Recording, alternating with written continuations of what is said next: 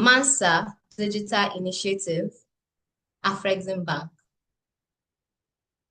And we have Ms. Tenewa, Asamoah, Minister of Political and Economic Affairs, Ghana High Commission, Mr. Samuel Sakhuta, Director General, Mining and Minerals Regulatory Agency, Malawi, Engineer Akinrogunde Akintunde Akinkunle, the Director of Artisanal and Small-Scale Mining Department, Dr. Madeline, Young-Touré, Advisory Board Member of WiM-Africa, Dr. Priscilla, founder of Women Environmental Program, Advisory Board Member of WiM-Africa, Ms. Annie Mohamed Moose, Director of Gender Office, Ministry of Energy and Minerals, Somaliland, Ms. Abby Buxton, Advisory Board Member, Women in Mining Africa. If you're in the room, kindly rename your Zoom profile and your full name and organization. Please request to be unmuted. Protocol representatives may send a message in the chat to the host or co-host to request unmuting. I'll now hand over to Ms. Candice to invite the first speaker to come up. Over to you, Ms. Candice. Thank you very much, Dr. Adiola. We now invite our first speaker, Ms. Maureen Nneka Mbarumun, Head of the MANSA Digital Initiative at Africa Export-Import Bank. Ma'am, you have the floor for 5 minutes. Thank you. All right. Thank you, Ms. Candice. I hope you can hear me. Yes, we can hear you. Thank you. Okay. So I will represent Madame Maureen, who wished that she was with us today, but unfortunately, because of conflicting schedules and a business mission, she can't attend. So I will deliver a speech on her behalf. Distinguished leaders, excellencies, colleagues, and partners, allow me to ride on the previously observed protocol. It is my great honor to join you today at this validation workshop for the WiM-Africa Action Plan 2025 to 2030 to deliver this speech on behalf of Madame Maureen, Head of MANSA Additional Business at the African Export-Import Bank, which is Afreximbank. I want to begin by commending Dr. Comfort Asakoro Ogaji, the Executive Director, and all partners who have worked tirelessly to bring this landmark framework to life. The WiM-Africa Action Plan is not just another document, it is a bold roadmap for gender equality, sustainable transformation, and value addition in Africa's mining sector. What excites me most is how closely this plan aligns with MANSA's mission of enabling transparency, trust, and access to markets for African businesses. At MANSA, we have an ongoing program to onboard women-led enterprises, including mining cooperatives and SMEs, onto our due diligence platform.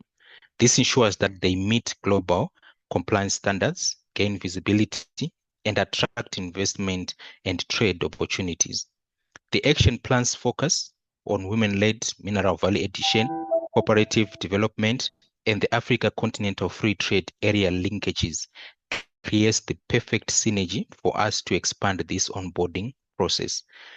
We are particularly encouraged by the establishment of the multi-mineral beneficiation laboratories under the WiM-Africa Institute. These labs will not only build technical capacity, but will also provide a pipeline for credible, transparent, women-led businesses that MANSA can showcase to global investors and partners. Today, I reaffirm MANSA's commitment to work with WiM-Africa in 3 critical ways. The first one, onboarding more women-led mining businesses onto the MANSA platform. The second one, supporting ESG and compliance framework so that women-led enterprises can access global supply chains. Last but not least, collaborating on advocacy to ensure women's voices and enterprises are recognized in continental and international trade platforms. Ladies and gentlemen, the WiM-Africa Action Plan and MANSA are united by one vision: to to place African women at the center of value chains, not at the margins. Let me end by congratulating WiM-Africa once again. This plan is indeed a working and living document, and MANSA stands ready to partner in bringing it to life. Thank you very much. Thank you very much, sir, for the valuable insights and for the strong partnership of the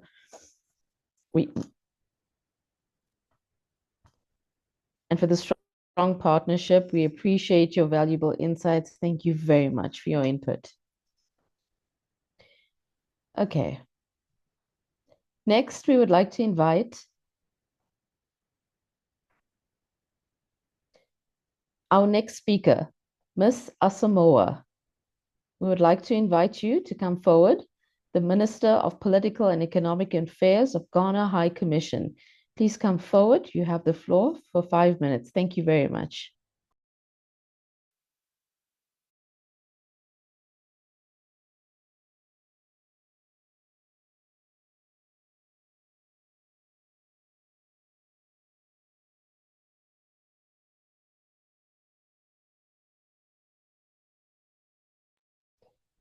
Ms. Tenewa Asamoah, Minister of Political and Economic Affairs, Ghana High Commission. Please come forward. Thank you.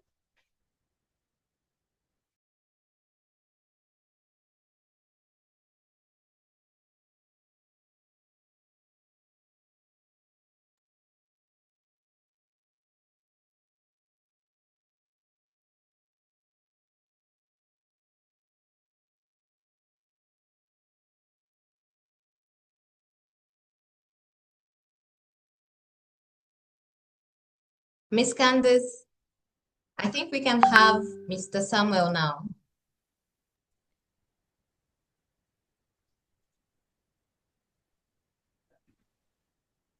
Thank you so much. I'm very much delighted to have been given this opportunity to take part in this validation workshop, where I have followed through all the presentations, and indeed we needed something of this nature. Let me first of all commend the organizers for this Women in Mining Africa Action Plan validation workshop.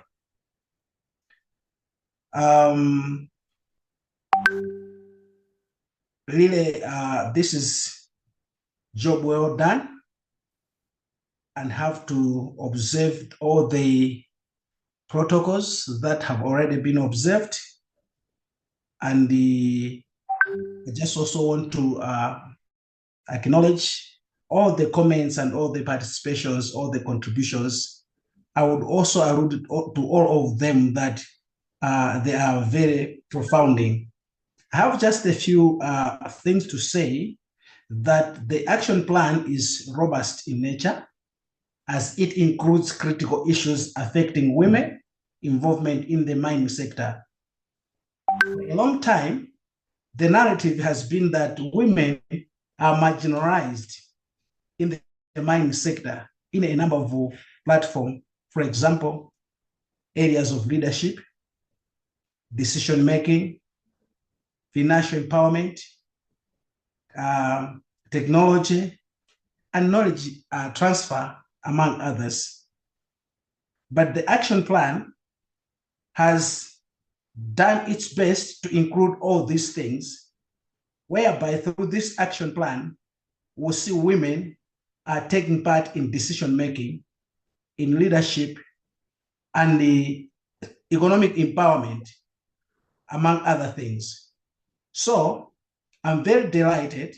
My only word is developing this, an instrument of this nature is one thing, but implementation is also another.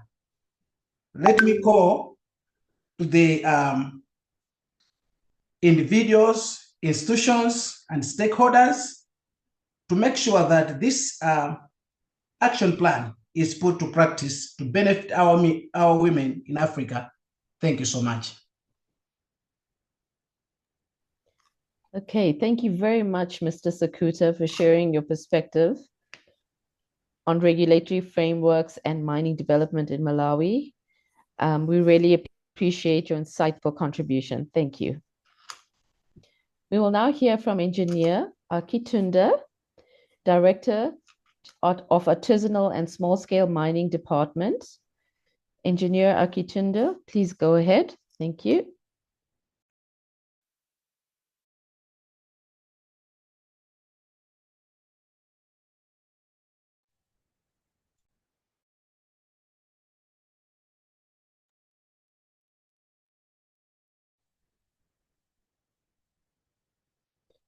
Engineer Akitunda, please come forward. Thank you.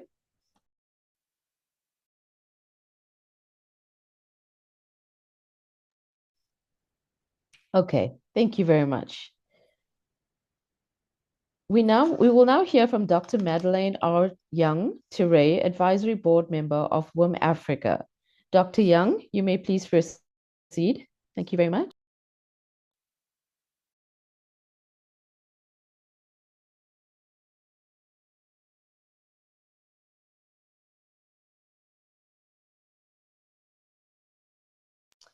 Dr. Madeline, are you with us? Yes, thank you so much. Can you hear me? Yes, we can hear you now. Thank you so much, Candace. Your Excellencies, African traditional authorities, distinguished African and world government leaders, WiM-Africa colleagues, and friends of WiM-Africa, good afternoon. It is an exceptional opportunity to contribute to this significant moment where Africa takes collective steps towards a more inclusive, equitable, and sustainable mining future. I would like to wholeheartedly commend WiM-Africa under the leadership of Dr. Comfort Asokoro-Ogaji for developing this 5-year action plan. This plan, as we have heard, builds on not only the aspirations of African women and African men in mining, but also on Africa's continental vision, Agenda 2063, the African mining vision and the African continental free trade area, which is very exciting in a time of geopolitical transition around the world that we are now witnessing. And Africa is positioning itself and ourselves to be at the forefront of innovation and transformations in the future with one of the largest youth populations on Earth. So we are in an excellent position right now to capitalize on this. The emphasis on strategic focus areas such as coalition building, advocacy for mining host communities, advocacy for civil society and indigenous communities who are living in traditional lifestyles, and women-led value addition resonates deeply with the global call for sustainability and accountability. Through the 7-point program agenda, WiM-Africa is positioning African women not just as participants, as we have heard from Her Excellency, the First Lady of Mauritania, but also as leaders and innovators that we know that we are, who will redefine value chains, mineral value chains, drive environmental, social, and governance excellence, ESG, and strengthen mining host communities. As we are validating this action plan today, we must recognize that mining is so much more than an economic engine. It's also a powerful agent of sociocultural and socio-political change, as well as economic change. When we manage mining effectively and equitably, mining can foster greater dignity, rebuild communities, and be a catalyst for transformative social development. However, if the African mining industry footprint is unchecked, unmonitored, and uncontrolled, mining does have a great risk of deepening social and cultural problems on the continent. It can increase inequality among people and fuel conflict, and it can worsen environmental harm. And we know well that women, children, and young people are often paying the highest price. And that is why the WiM-Africa initiative is so essential and so important right now at this point in history. If we increase Africa's mineral sovereignty, Africa's control of the value chain and beneficiation and monitoring and management of mining projects within the continent, increasing economic benefits to the continent for our own natural resources at all levels, not just at the extraction site, also with policy, governance, and investment, we can drive human development across the continent, which is very exciting. Research and experience show very compellingly that African women's leadership, past, present, and future, brings resilient strategies and community investment. It strengthens political inclusion, it improves economic performance, it improves education and human capital development, and it drives local benefication as well as advancing regional unity. Women are an engine for development. We are an engine for innovation. And bringing us more and more into the forefront is going to benefit the entire continent and indeed the whole world. If Africa is going to own its own mineral and mining destiny, politically, socially, and economically, then we must put women at the center as agents, as partners, as collaborators, as leaders, architects, and guardians of our resources and of our futures together. So as an academic, I also have to disclose I'm doing my PhD. I'm hoping, God willing, to be finished in 2027. So I'm not yet doctor, so I can't claim that title, unfortunately. Not yet, but God willing, soon. But as an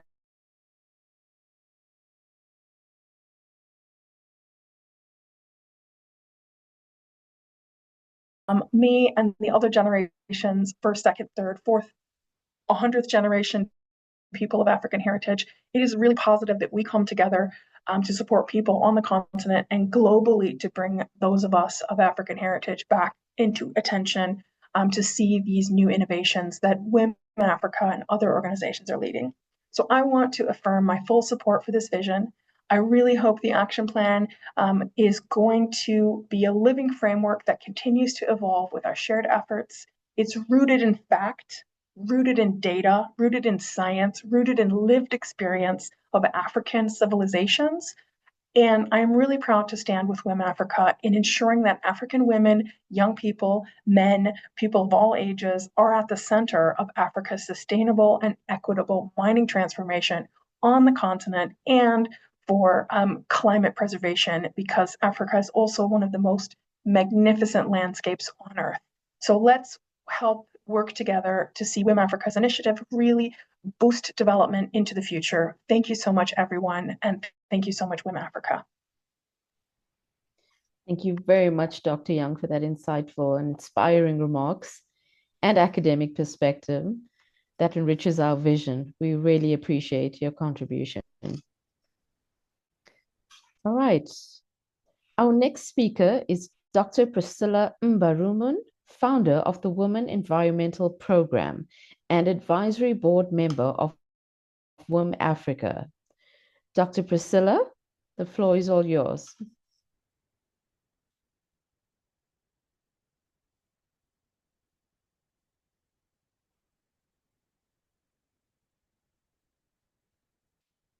Okay, Dr. Priscilla, are you in the room with us?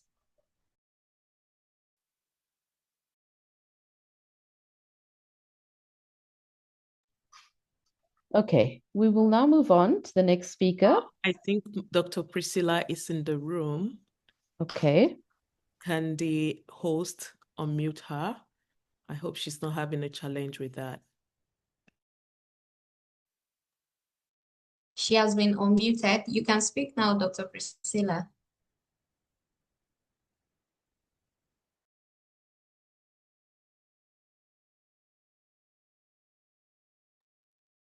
Okay, she may be having a network challenge then. Maybe you can proceed. Thank you very much, Dr. Comfort. All right, I will now like to call upon Ms. Hani Mohammed. Can you hear me now? Yes, we can, Dr. Priscilla.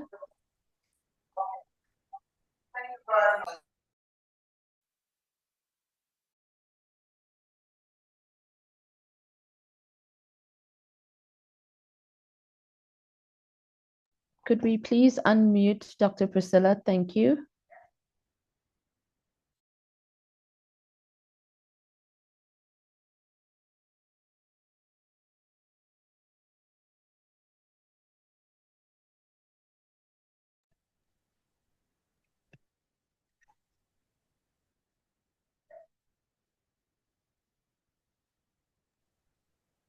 I think she's good now. Doc, are you there?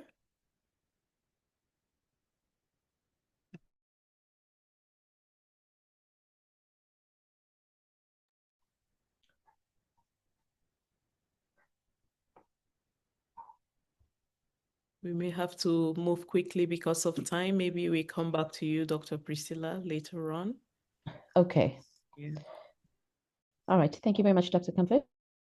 Okay, I would now like to call upon Ms. Hani Mohammed, Director Gender Office at the Ministry of Energy and Minerals in Somaliland, to deliver her reflections.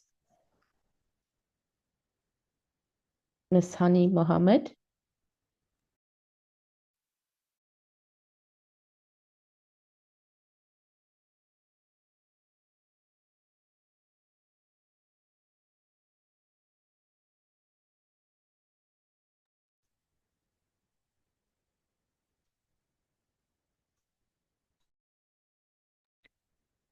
I do not see Miss Hani at all.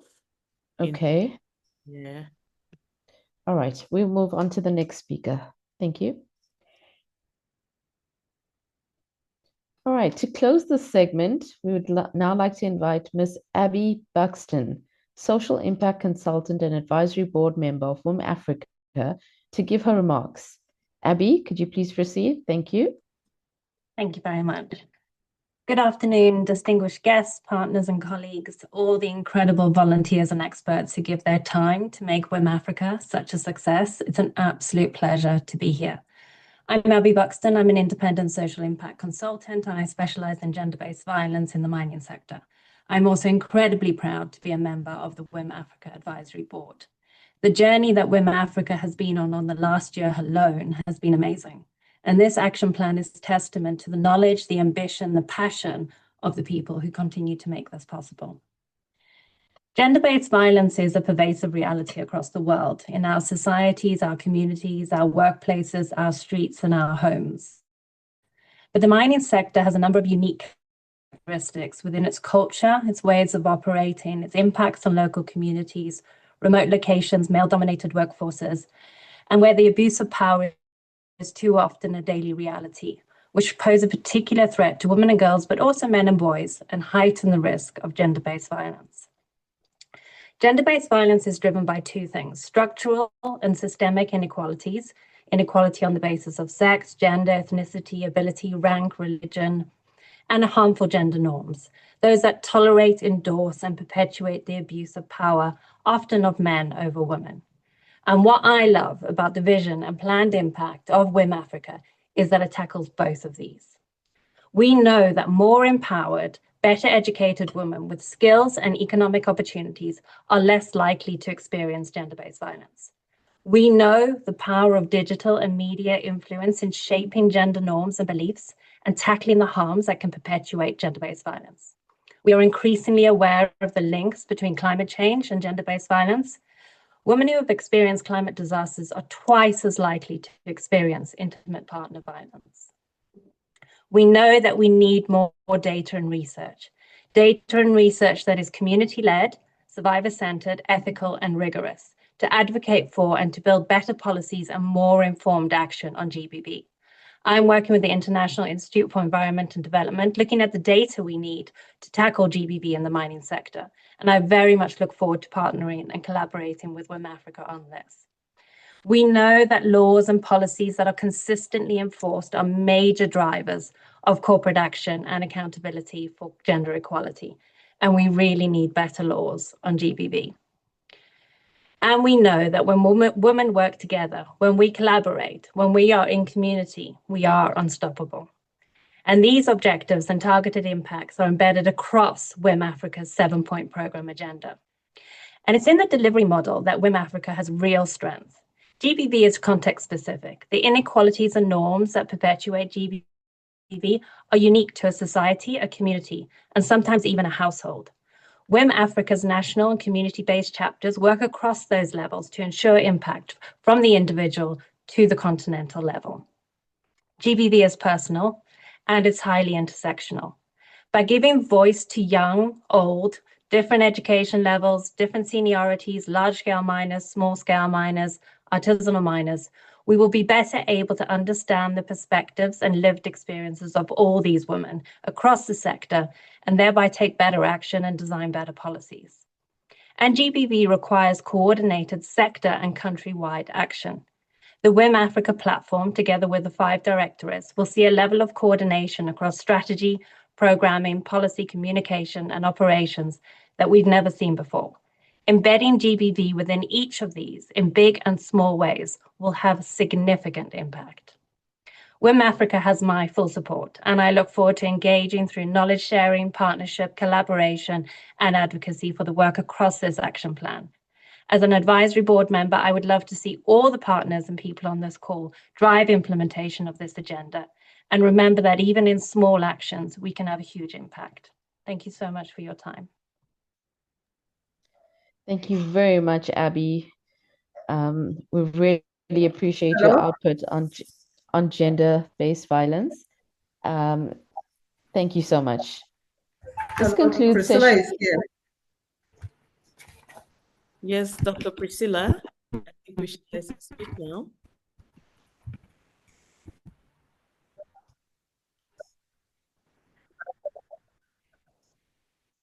I'm so sorry of what happened, but can I make the short speech?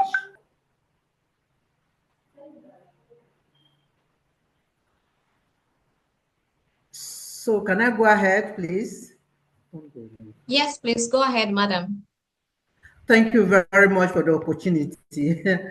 It is with profound honor to deliver this reflection on behalf of Women Environmental Program at this validation workshop.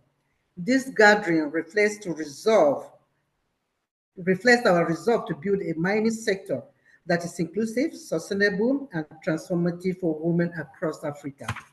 I salute the vision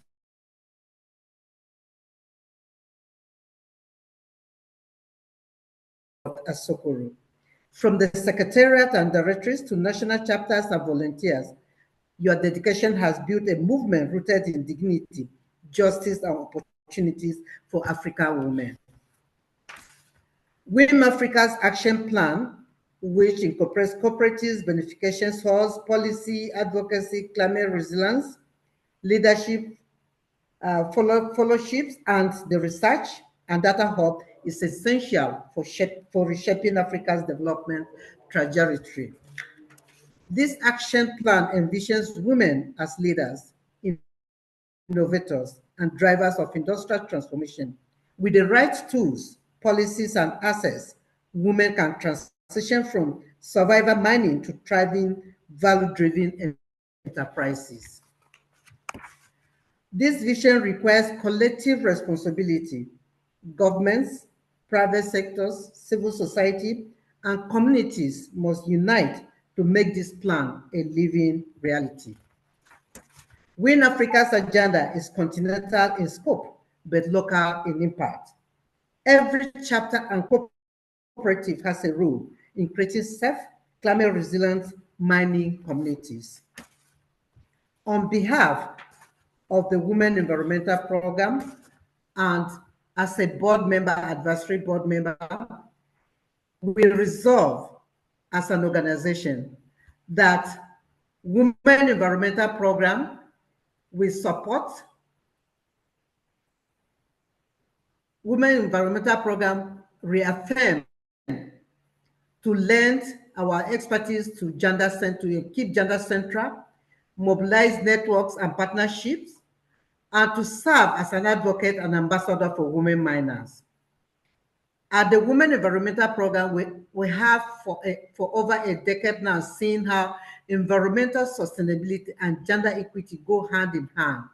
Mining host communities are often at the front line of environmental and social impact. Yet, when women are empowered, when decisions are being made, you can hardly find women that are involved. We are therefore saying that when women are empowered, when they're given leadership, technical training, and resources, they not only uplift their families, but they also transform entire communities. This is why WEP has resolved to stand alongside WiM-Africa to ensure that women are not left behind in Africa's mining future. We will work together to strengthen partnership, scale solutions, and work across borders so that these action plans move from validation to visible impact. In closing, As we validate this action plan, let us also validate our own commitment to its success. Together, we can ensure Africa's mining sector becomes a global model of equity, innovation, and sustainability.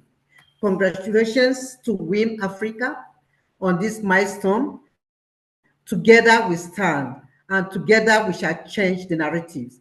I stand with you on behalf of the board and the women of Women Environmental Program across Africa, that we are together and we will be together to change these narratives. Thank you for listening. Thank you very much, Dr. Priscilla, for your bold commitments to gender justice and environmental resilience. We truly value and appreciate your contribution. Okay, so that concludes session 4, part 1, stakeholder reflections. Please join me in appreciating all our distinguished speakers for their meaningful contributions. Thank you very much.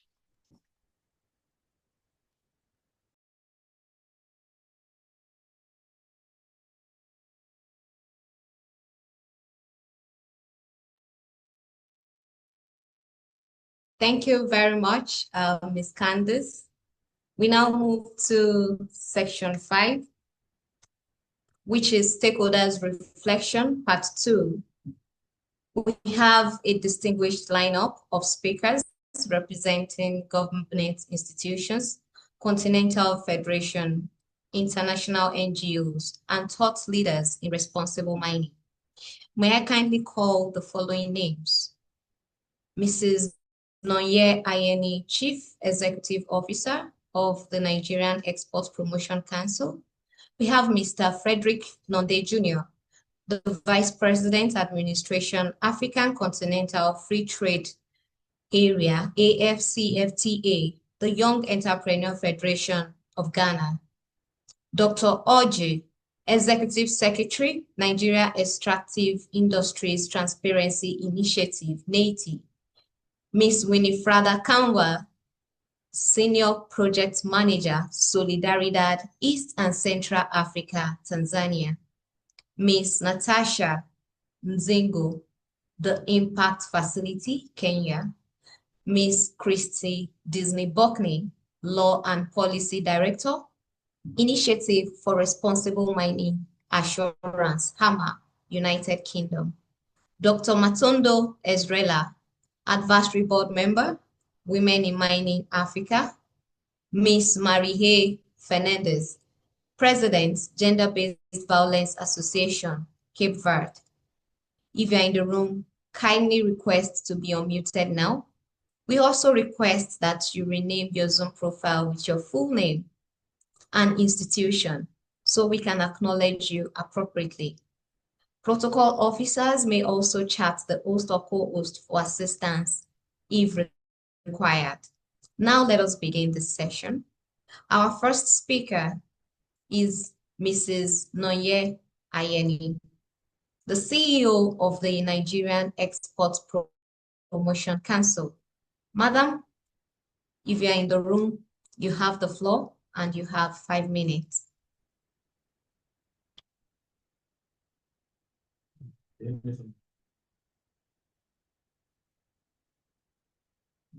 Mrs. Nonye Ayeni.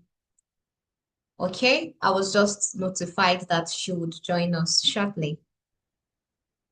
All right, so the next speaker, whom I will invite forward, is Mr. Frederick Nonde Jr., the Vice President, Administration of the AFCFTA, Young Entrepreneurs Federation, Ghana. Sir, please proceed with your reflection. The floor is yours.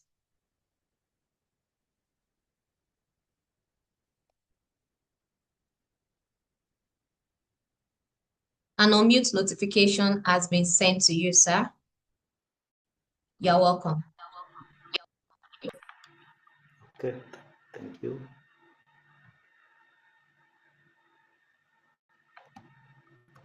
I hope I'm audible. Yes, you are. Am I audible enough? You are. Good afternoon, sir. Okay, good afternoon and good evening or good morning. from wherever everybody is connecting from. It's actually a great pleasure for me to be here, to be participating in this high-profile validation workshop. So just allow me to read my speech here. Just give me a second.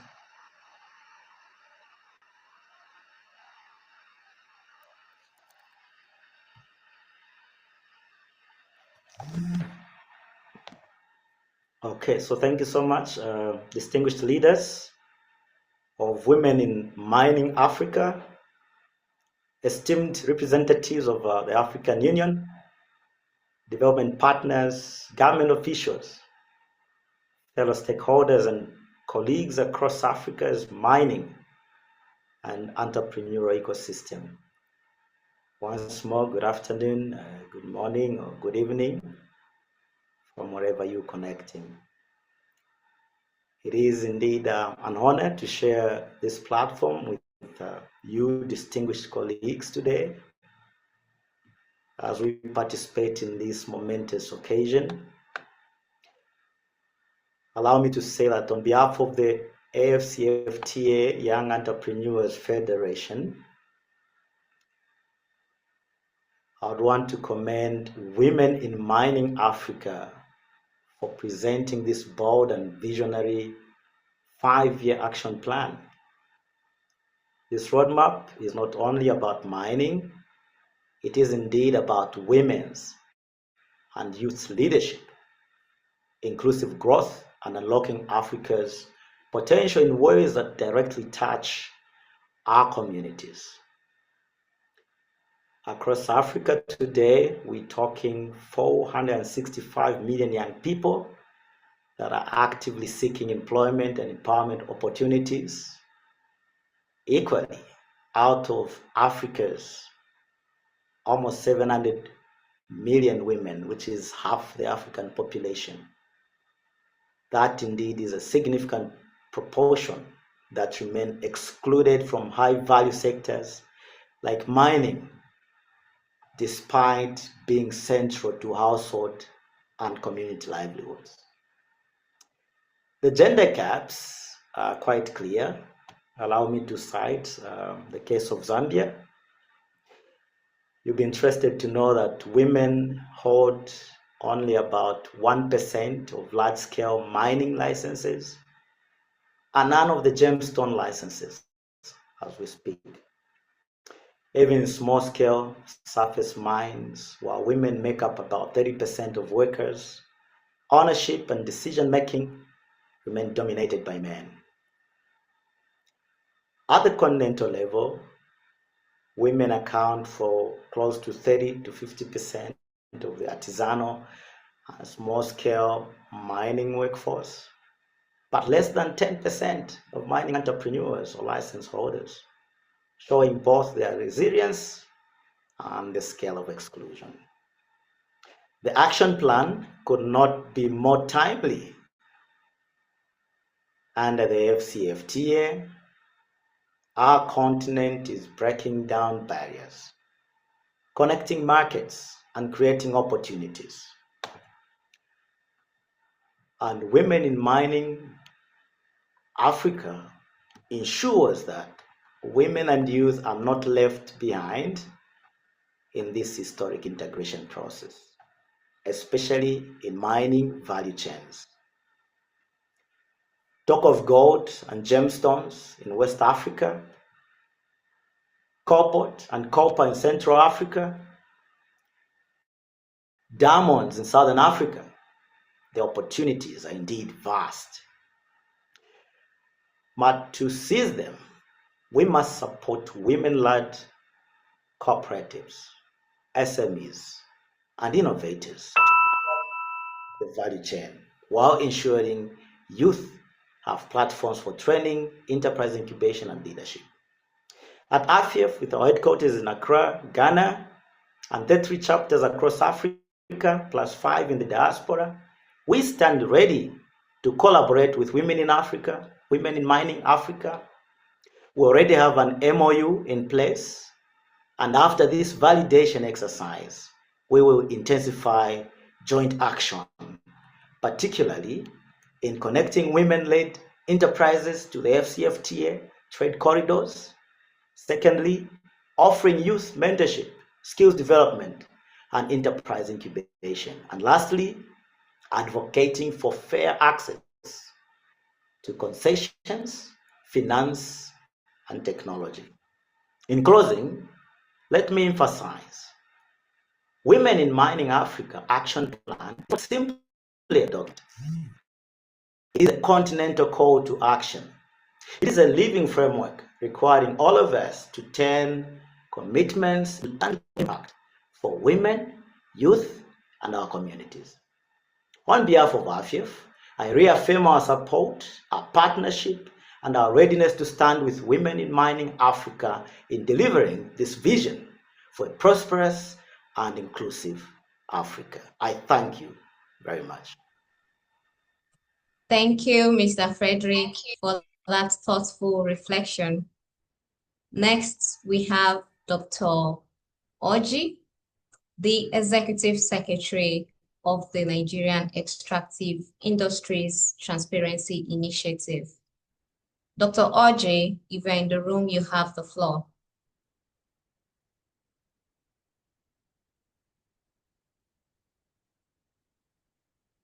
Oh, okay. Thank you for that information.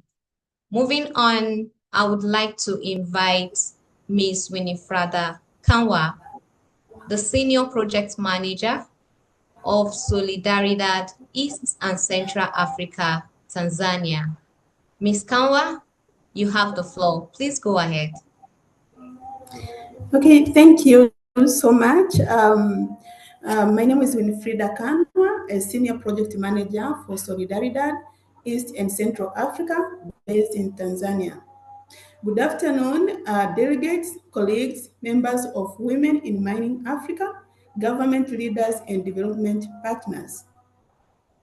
It is an honor to join you today on behalf of Solidaridad East and Central Africa and to extend our goodwill as we validate the Women in Mining Africa Action Plan 2025-2030.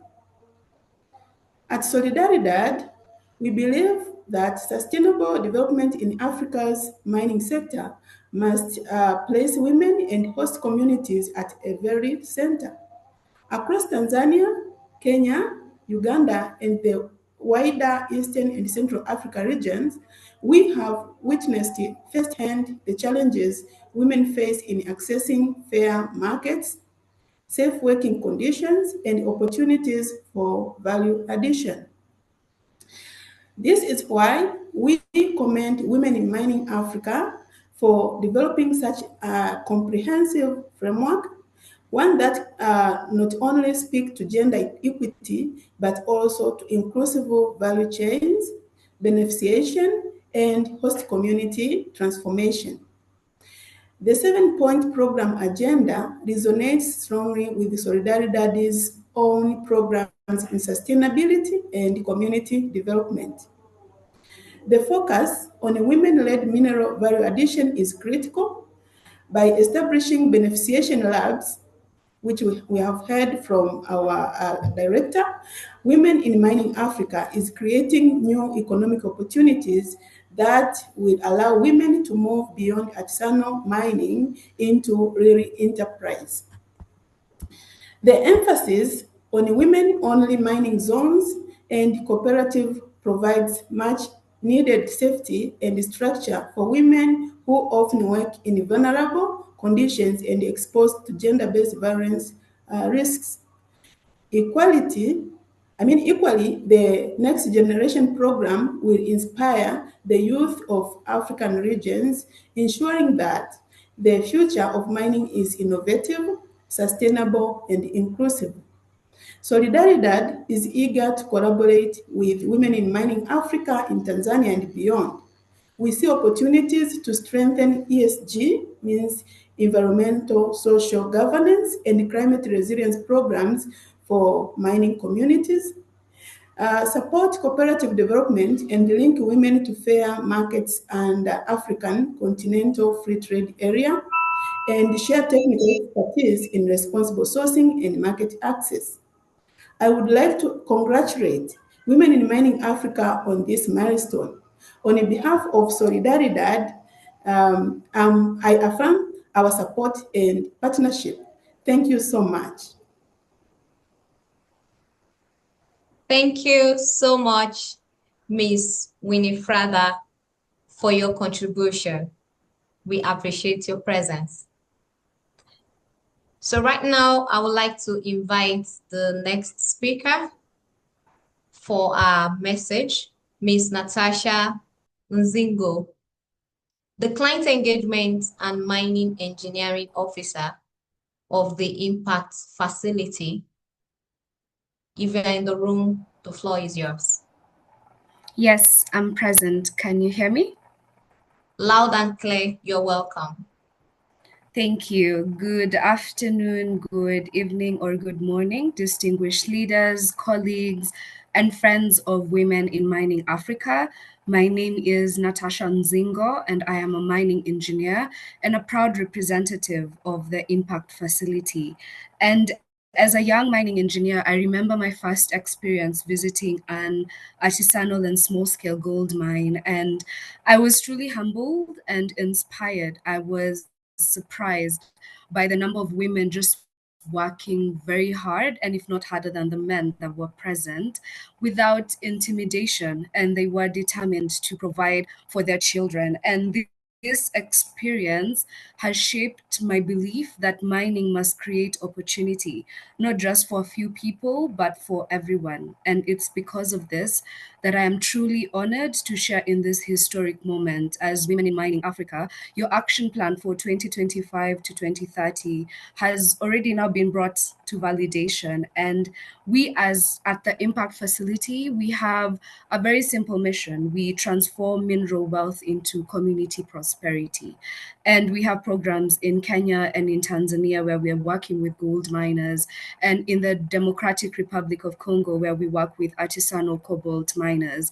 And it's because of this that we deeply resonate with your action plan, specifically Agenda 6, where we're talking about research and data hub. And for too long, women in mining have remained invisible in statistics and in policy making. And without data, their contributions are undervalued. Without evidence, their struggles are overlooked. And in your Agenda 6, it promises to change this by building a continental hub for gender-responsive mining research, equipping governments, companies, communities with the evidence that they need to design smarter policies, direct investments more effectively, and to measure real impact. And what this essentially means is that women's roles will be mapped across the value chain. You will produce like the baseline data on host communities. You will generate insights that can inform on ESG standards and trade opportunities. And, with research, it's not a side activity, it's actually the backbone of transformation. And what's also equally exciting about the Women in Africa's action plan is the multi-mineral beneficiation laboratories and the regional hubs. These are knowledge ecosystems. If you imagine with me a young woman in Sierra Leone who is learning about diamond polishing, and she has the same access to training as a young woman in Tanzania who's mastering tanzanite processing, right?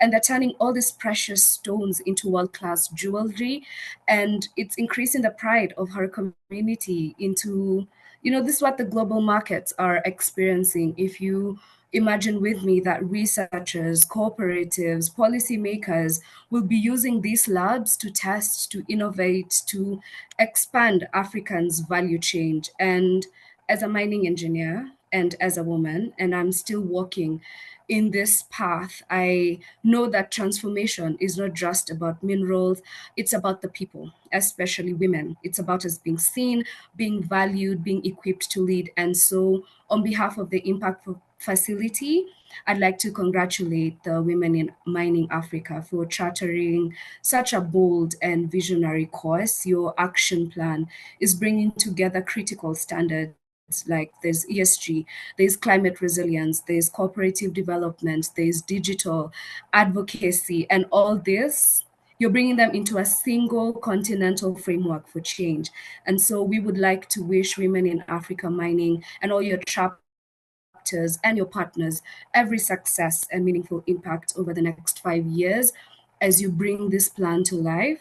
Let us turn Africans' minerals into wealth. Let's turn them into opportunity, into equality, and into lasting prosperity. Thank you. Thank you, Ms. Natasha, for your contribution. We are grateful. Our next speaker, whom I will bring forward, is Ms. Christy Disley-Buckney, the Law and Policy Director of HAMA, that's Initiative for Responsible Mining Assurance, United Kingdom. Ms. Christy, please proceed. What is happening here?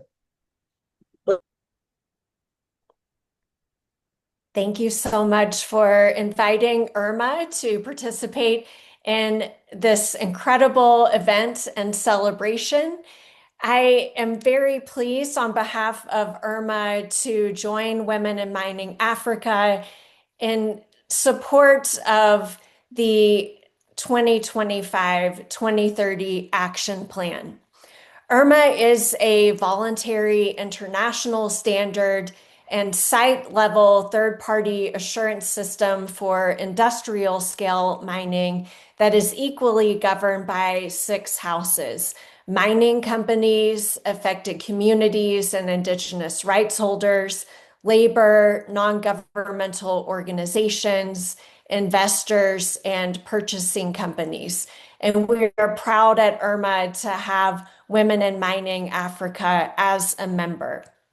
The IRMA standard for responsible mining is a best practice global standard that provides holistic coverage of all key issues for industrial scale mining. It's informed by over a decade of robust global multi-stakeholder dialogue. And we are updating the standard now and invite you to comment on it, including our proposed new chapter on gender equality and gender protections. The standard is open for public comments through the 22nd of October, and this standard is your standard. We invite you to please visit responsiblemining.net to review and comment on the IRMA mining standard. IRMA also has a chain of custody standard that provides requirements for tracking IRMA audited materials from the mine site to the end user, linking market value to IRMA audited material and recycled content. Mines across Africa and the DRC, Mozambique, Senegal, South Africa, and Zimbabwe are engaged in independent third-party IRMA audits. Additional sites in these countries, as well as Gabon, Liberia, Namibia, and Zambia, are engaged in IRMA self-assessments, the first step in a site's journey to independent audits. Sites in Africa now represent over 45% of all sites currently participating in the IRMA system globally. We're very proud of this, and we are very dedicated to working with Women in Mining Africa and other partners here to continue to deepen our engagement across Africa. As with the Women in Mining Action Plan, IRMA is committed to promoting mine safety, gender equality, gender protections, benefit sharing, and the IRMA standard includes a comprehensive set of additional high-level environmental and social safeguards. It's important to IRMA to collaborate with Women in Mining Africa for many reasons. We really want to develop these partnerships as we seek to continue to address risks and inequities for women in the mining sector, and to build on the many opportunities for empowerment, leadership, and growth for women that are possible through a mining sector when sites are managed responsibly and inclusively. As a voluntary standard, IRMA is working with governments, policymakers, and advocates around the world to incorporate best practices from the IRMA standard into law and policy frameworks. This is a priority for us, and we value the opportunity to collaborate with Women in Mining Africa on this part of the action plan as well, ensuring that best practices in the IRMA standard are used as a benchmark for improving law and policy, for advancing gender equality and gender protections, for legal frameworks in the mining sector. Earlier this month, I represented IRMA at the Africa Climate Summit, where we discussed the need for implementation of existing visions and strategies, including the Africa Mining Vision and Africa's Green Mineral Strategy, that both include commitments to environmental and social protections in the mining sector, and that can help Africa and women in Africa realize a just and equitable transition. Such commitments are reflected in the recent UN Secretary General's panel on critical energy transition minerals report that was published last year, with a set of guiding principles and actionable recommendations. Strategies such as these are only made possible, can only be implemented through the work of Women in Mining Africa and its partners, and tools like IRMA that can help bring these high-level concepts to reality at mine sites and in communities across Africa. We see the opportunity for incredible impact from local to national to continental levels, while demonstrating Africa's leadership and women's leadership in Africa. Women in Mining Africa's action plan is comprehensive and will benefit from having everyone in this meeting and beyond engaged in implementation. And this is what we need now, is implementation of these strategies in a practical way at the site level and in communities across Africa. We look forward to collaborating in this effort through the months and years ahead.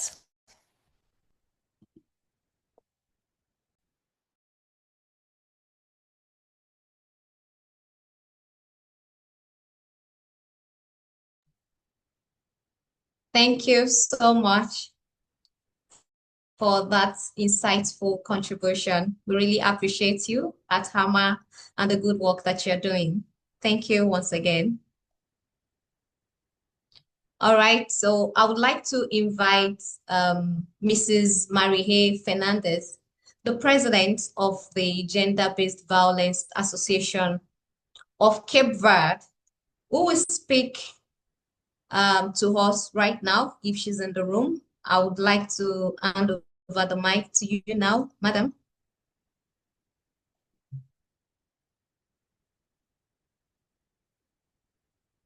Okay.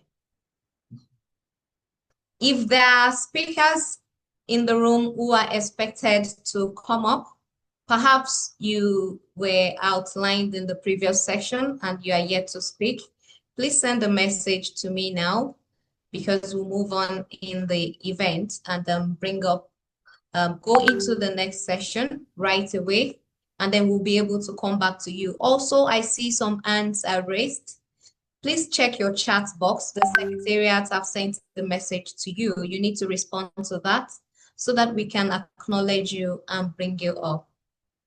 Okay, so right now, I would like to hand over to my colleague, Ms. Candice.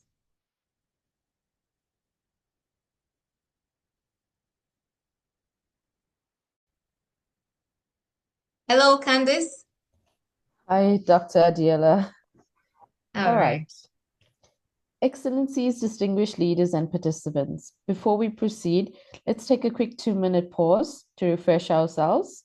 We could just, I invite you to do a gentle stretch if you'd like. Stretch out your arms, take a deep breath in and out. Sitting for long hours can be very tiring. So this little stretch keeps us going and keeps us energized to focus on the important conversations ahead. Okay. I'd also like to remind you or invite you to switch on your camera so we could take some photographs of the event.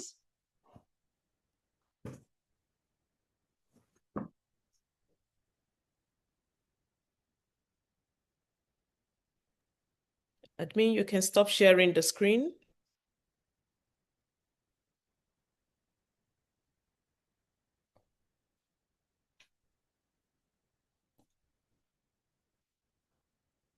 I'd also like to take this opportunity to remind participants of the certification of participation that's available for everyone attending today's workshop.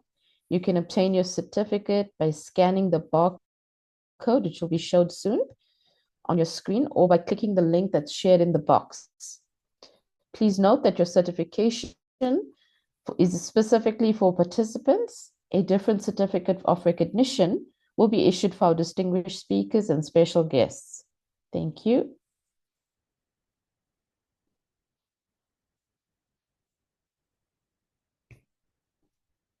Okay, we will now resume with our next set of contributions, and we thank you for your active participation.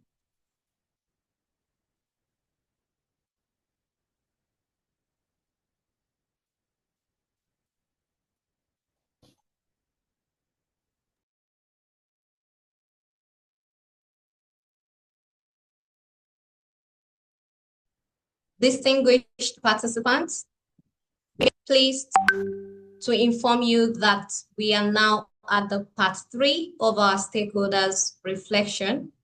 Thank you very much for the previous reflections. We are now going to move into listening to our WiM organizations and partners across the continent. I will kindly request that you send a message to the admin to notify your presence, and then rename yourself accordingly so that you can be invited for your presentation. May I kindly request the presence of Engineer Lightness Salema, the Vice President of CBWA and founder of WiMo Tanzania, for her to speak if she's in the room right now. Over to you, Engineer Lightness.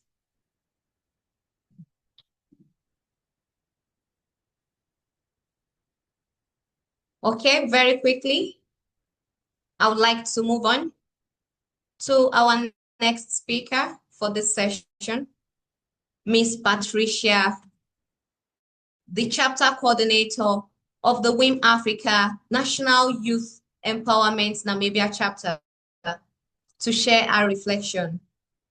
Ms. Patricia?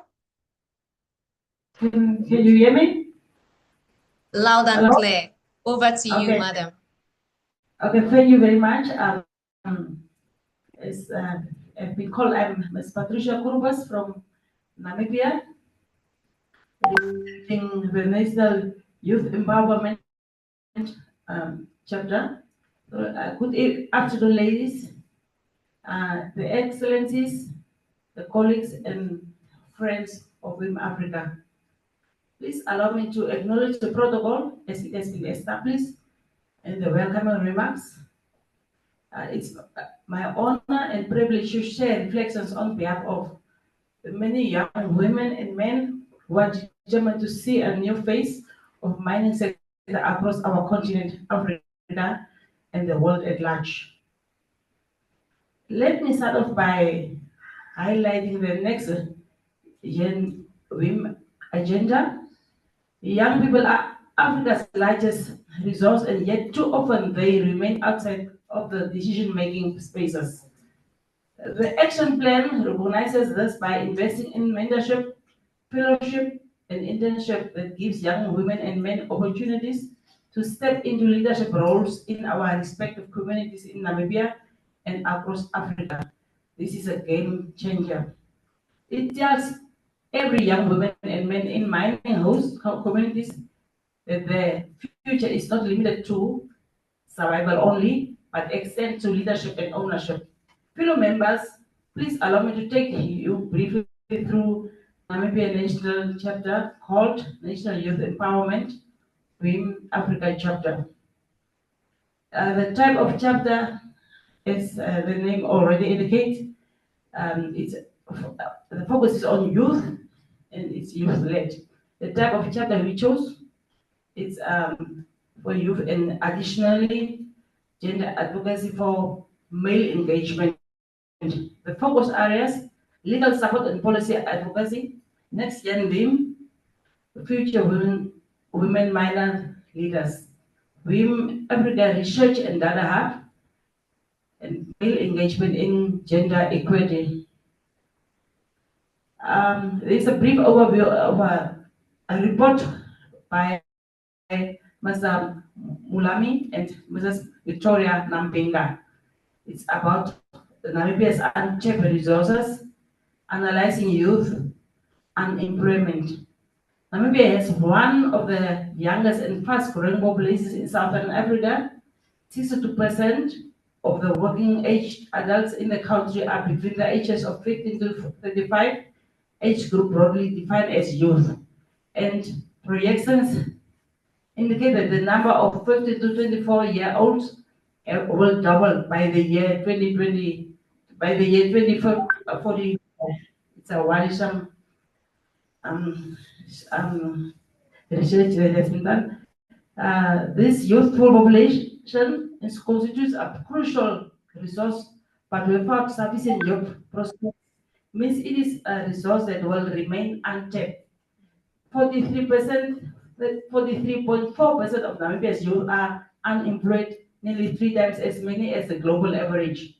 The greater concern is that the youth unemployment in the country appears to be on the rise. Higher rates of youth unemployment represents both widespread personal misfortune for individuals and a lost opportunity for critical national and global economic development. High numbers of economically frustrated youth may also contribute to social instability. Meaning unemployment among youth is an urgent policy issue. Addressing this issue requires an understanding of the nature of youth unemployment in our respective communities. The commitment to youth in mining zones and cooperative development will create safe and empowering spaces for youth and women. In Namibia, we have seen how vulnerable artisanal miners can be exposed to exploitation and unsafe conditions and or working environment. By developing cooperatives in youth and women-led zones, WiM-Africa is not just protecting women and youth, it is building engines of local enterprise that will transform families and communities. Young people are deeply concerned about the future of our environment and the sustainability of our natural resources. The action plan focuses on climate smart mining, rehabilitation of the land, community resilience, ensures that the next generation will inherit not just wealth from mining, but also a livable planet. On behalf of the youth of Namibia and the wider continent, I affirm our commitment to stand with WiM-Africa in driving forward this bold agenda. We pledge that we will contribute to the mission by ensuring that mining in Africa empowers people and protects the environment. In order to assist the government, private sector, and all other relevant stakeholders, the chapter needs support in the following areas as indicated, outlined in our interest declaration: training or orientation, branding, communication support, funding on resource mobilization support, program collaboration, and policy advocacy support. I thank you. Thank you so much, Madam, for your contribution. We appreciate you. So right now, I would like to bring forward our next speaker, Madam Carr, the chairperson of the Southern African Development Committee, Women in Mining, the president, Women in Business Association from Botswana. Madam Carr, the floor is yours. Thank you so much, my sister. Your Excellency, distinguished guests, colleagues, sisters across Africa.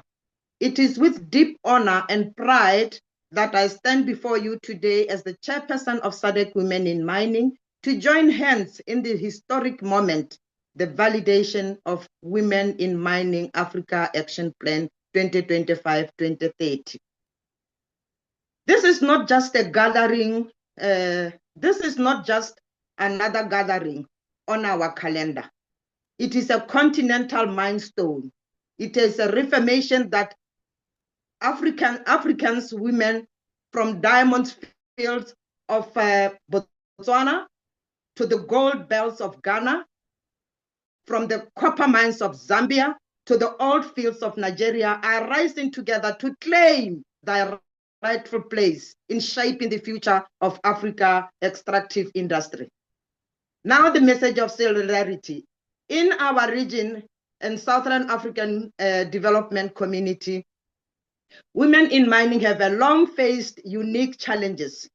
We know what it means to fight for a space in the boardroom, in the policy debates, in the very mines where our hands are sweat built the nation. Yet we also know the power of solidarity. Through SADC Women, we have built a platform to amplify women's voice, to open opportunity, training, mentorship, financing, market access. And today we are standing, we are part of the continental sisterhood under WiM-Africa, united by a shared vision to make mining and minerals value chain more inclusive, sustainable, transformative for African women. Solidarity is not just standing together. It is about moving together. And this action plan is our roadmap.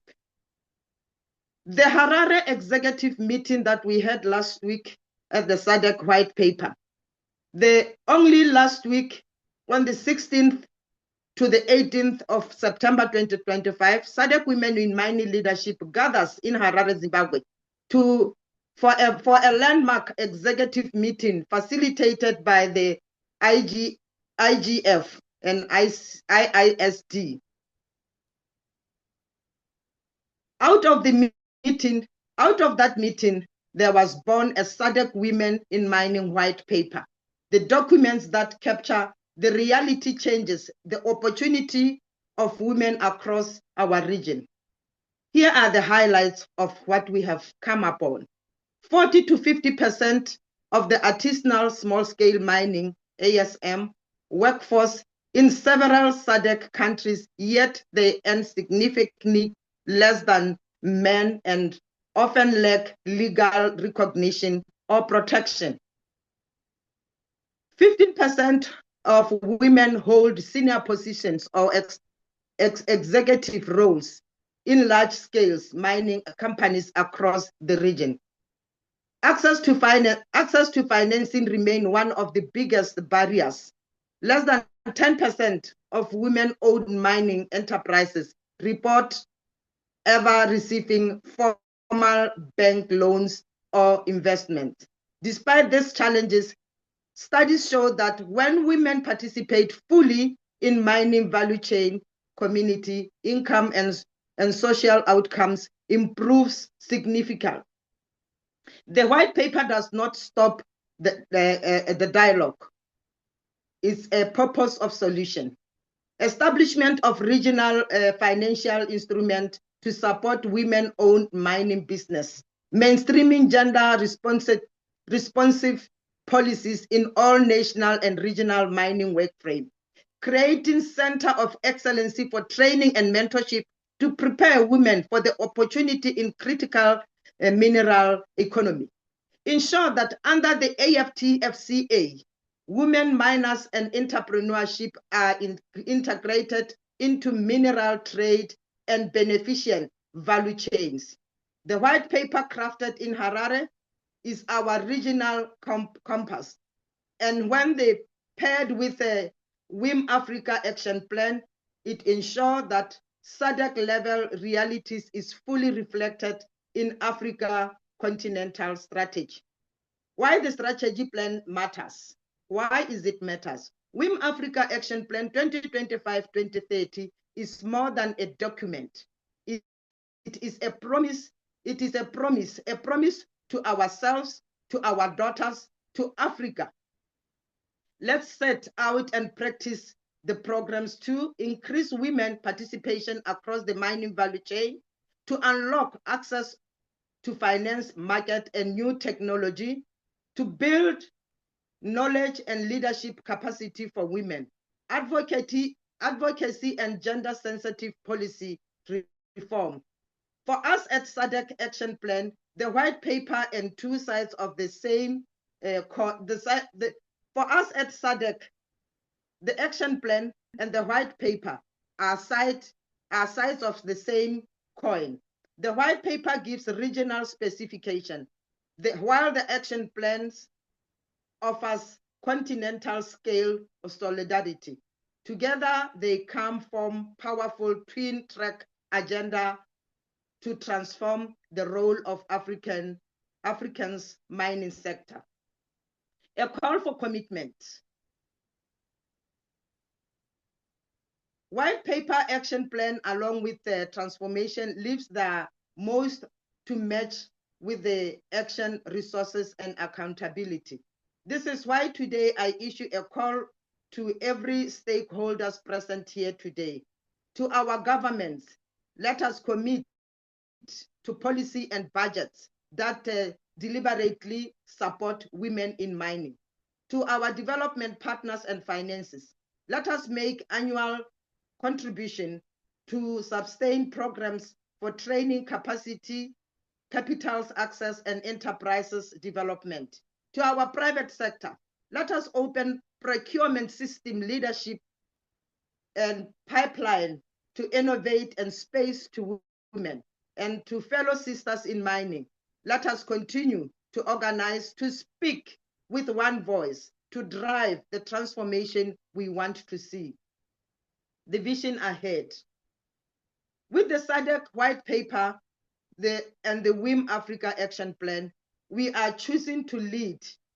We are choosing to be investors, innovators, decision makings in Africa minerals future.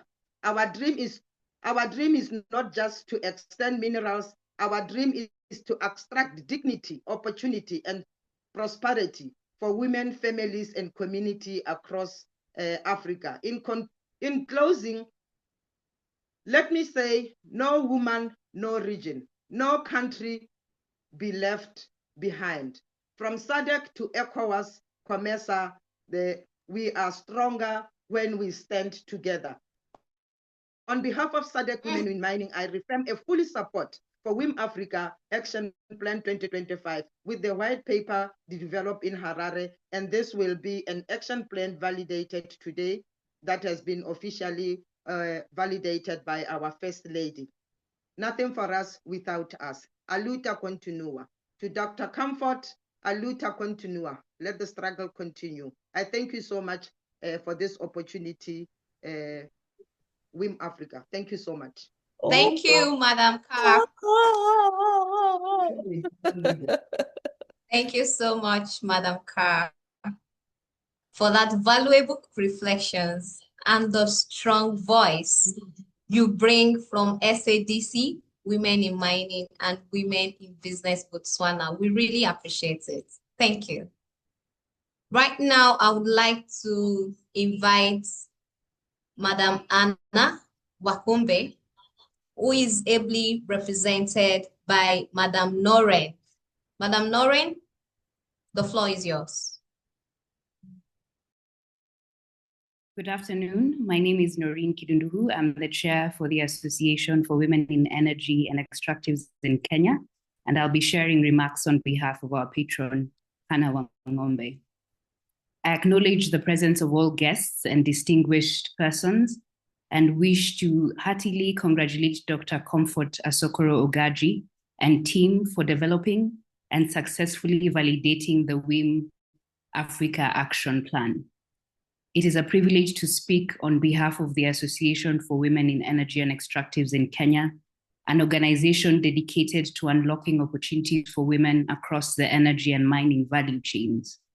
At Awake, we believe that women must be visible not only in the margins, but at every level, from artisanal operations to boardrooms, from community enterprises to international markets. Our work spans mentorship, capacity building, policy advocacy, and business development, alongside our Mine to Market initiative that connects Kenyan gemstone producers with regional and global buyers. The WiM-Africa Action Plan resonates strongly with our mission. As we validate it today, allow me to highlight 3 areas where AWIC stands ready to collaborate. First is PPA 6 on the WiM Research and Data Hub. Reliable gender disaggregated data in mining remains scarce across the continent. Without it, women's contributions are undervalued and policymaking risks being blind to ground realities. AWIC has in the past conducted baseline surveys in Kenya, and we can contribute directly to building the continental hub. We urge that the plan includes clear metrics, not just outputs, but measurable outcomes, so that the progress can be tracked transparently. Second is PPA number 5 on capacity building and mentorship. Through the AWIC mentorship program, we have paired emerging women professionals with experienced leaders, and we also run technical training in areas such as gemstone cutting, occupational health and safety, as well as financial literacy. Ours is a tested model that we are happy to scale with WiM-Africa, and it is also aligned with the next-gen women in mining priority in the plan. To us, success of this PPA 6 will require country-level targets in the different country chapters and accountability mechanisms so that the mentorship and training goes beyond pilots into systemic pipelines for leadership. The third for us that we see contributing to is PPA number 1 on value addition and market access. Women remain locked in low value segments of mineral trade. Our Mine to Market initiative has shown how linking women miners directly with buyers can transform livelihoods. And this mirrors WiM-Africa's agenda on beneficiation labs and regional market hubs. We are also happy to assist in this regard, and we call that for the action plan to be anchored in pilot projects that have clear financing pathways so that women not only produce minerals, but also capture fair value from them. As AWIC, we see this action plan being more than just a strategy document. It is a chance to close historic gaps, to set numeric targets, to define country-level commitments, and ensure financing translates into measurable outcomes for women miners and communities. And so on behalf of AWIC, I reaffirm our partnership in research, in mentorship, in advocacy, in ensuring Africa's women in mining move from the margins to the mainstream of sustainable development. Thank you and God bless. Thank you very much for that reaffirmation. We appreciate you. Thank you. So now I would like to invite our next speaker, Mrs. Mary James Masanja. If you're in the room, please unmute yourself and speak. The floor is yours.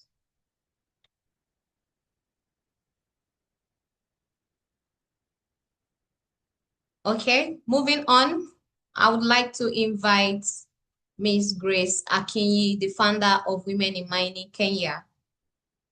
If you're in the room, please unmute yourself and speak as well.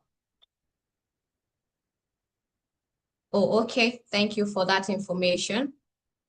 Right now, I would like to invite Madam Kosi, the Executive Chairperson, Women in Business, South Africa. Madam, you are welcome.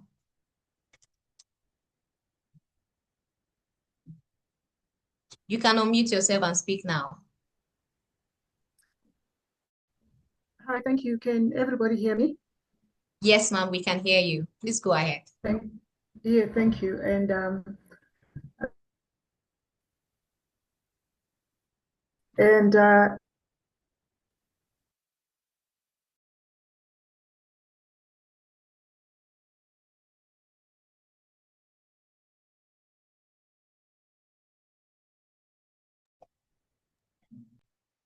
We don't hear you anymore, Sister Kosi.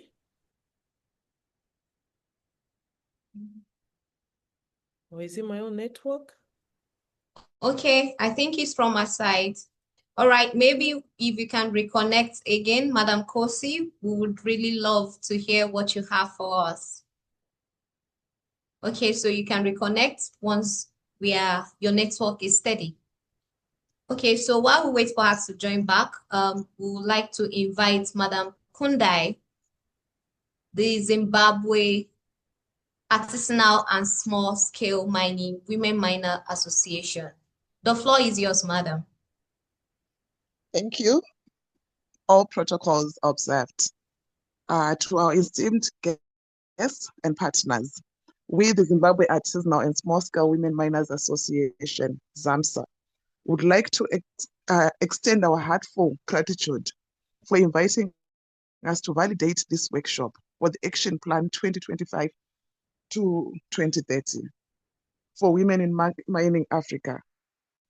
We appreciate the efforts being made to promote the gender equality and women empowerment in the mining sector. As we all know, the artisanal and the small scale mining is a new sector in mining globally, but it is contributing to the GDP of our countries, to start with. It is creating employment, secondly. It is providing the economic benefits to our countries. Yes, there is need to recognize because ASM is there and is existing and is not going anywhere. So I would love, and I'm happy that WiM-Africa is actually recognizing ASM. We have got a lot of issues that are surrounding ASM, and the concerns they resolve and they revolve also on access to finance, which actually hinders the issues to do with formalization, the issues to do with capacity building, market access and policy framework. And I'm happy that WiM-Africa's validation plan, section 6, has got an action towards the ASM miners. Further to this, I'm happy to be saying that as ZAMSA, we are actually taking part in this validation at a continental level, because we are saying that women are actually an approximate of 40 to 50%. If you look at the population. And if we look at the population, we are simply saying that they constitute half of the population. So what are we saying? We are saying that they should take space, claim the space in decision-making. We are saying that they should also be able to be found within any boardroom in the mining sector to grow and develop our sector. We are also saying that women are the solutions to the problem in the mining sector. Look at it, we are the mothers. Look at the challenges that we face at the ASM sector. Issues of child labor, issues of sexual harassment, issues of GBV. If we look at our framework, and if we look at our policy framework, they do not clearly address these challenges. And we are saying, as the ASM miners, mining is a business like any other business. Yes, there is need to recognize and take note of these challenges, so that we are competitive in the international market. We are also saying that looking at the AFTC, looking at the Africa Mining Vision, we are saying that if you take note of issues to do with ASM miners, we are there to fix the sector. We are there to be the voice of action. And hence, today I would like to say, Dr. Comfort, I'm happy that you didn't forget the artisanal and the small-scale miners. And you really appreciated that they do exist. And you then said you want their voice to be heard in this validation workshop. So hence, my word, and that I'm leaving you as Zasma, is let's empower the women. Let's advocate for policy reforms. Let's promote capacity building. Let's support the artisanal miners, both women and the youth, all the marginalized group. And lastly, let's promote responsible sourcing. As we have said in bold, mining is business like any other business. Congratulations once more. Thank you. Thank you so much, Madam, for that. We appreciate you. Moving on, I would like to invite our next speaker, Madam Esther Finder, the founder and the executive director of Women on Mining and Extractives, Sierra Leone. Madam Finder, the floor is yours.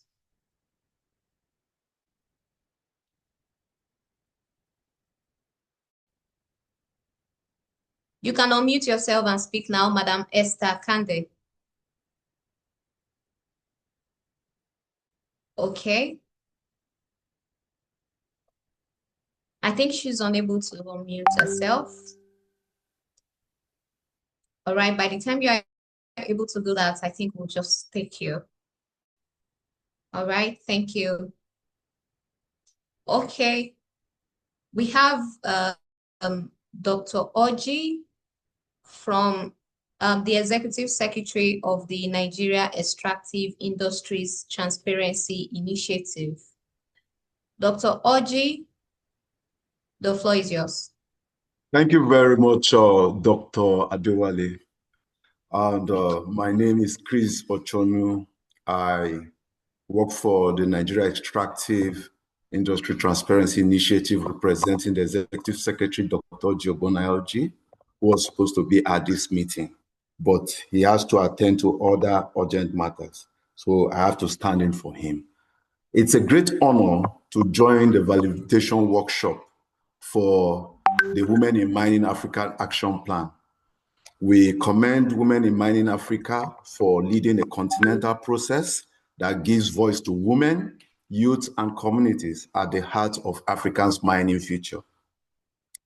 The Global Extractive Industry Transparency Initiative, which NETI implements, is founded on the philosophy that regular disclosure of information and data in the extractive sector will promote public debate, foster civic actions, and accountability in the sector. The goal is to ensure that revenues from the sectors are optimally mobilized and prudently used for the benefit of our citizens and create opportunities for entrepreneurs to thrive. It is impressive to note that this aligns with the tenets of the African Mining Vision established in 2009 by the African Union, which is to promote equitable, broad-based development through the prudent utilization of the continent's natural wealth. The 7-point program agenda being validated today will help in deepening engagement on natural resource utilization and provide the much needed voice to women in the continent. We are all aware that the world is racing into a green energy future. Lithium, cobalt, nickel, and rare earth minerals are now more valuable than oil. If Africans does not act boldly and immediately, we will again watch others turn their resources into national wealth, while ours remain trapped beneath the soil. And women are at the core in harnessing these valuable resources. One of the core EITI strategic priorities is monitoring gender, social, and environmental impact.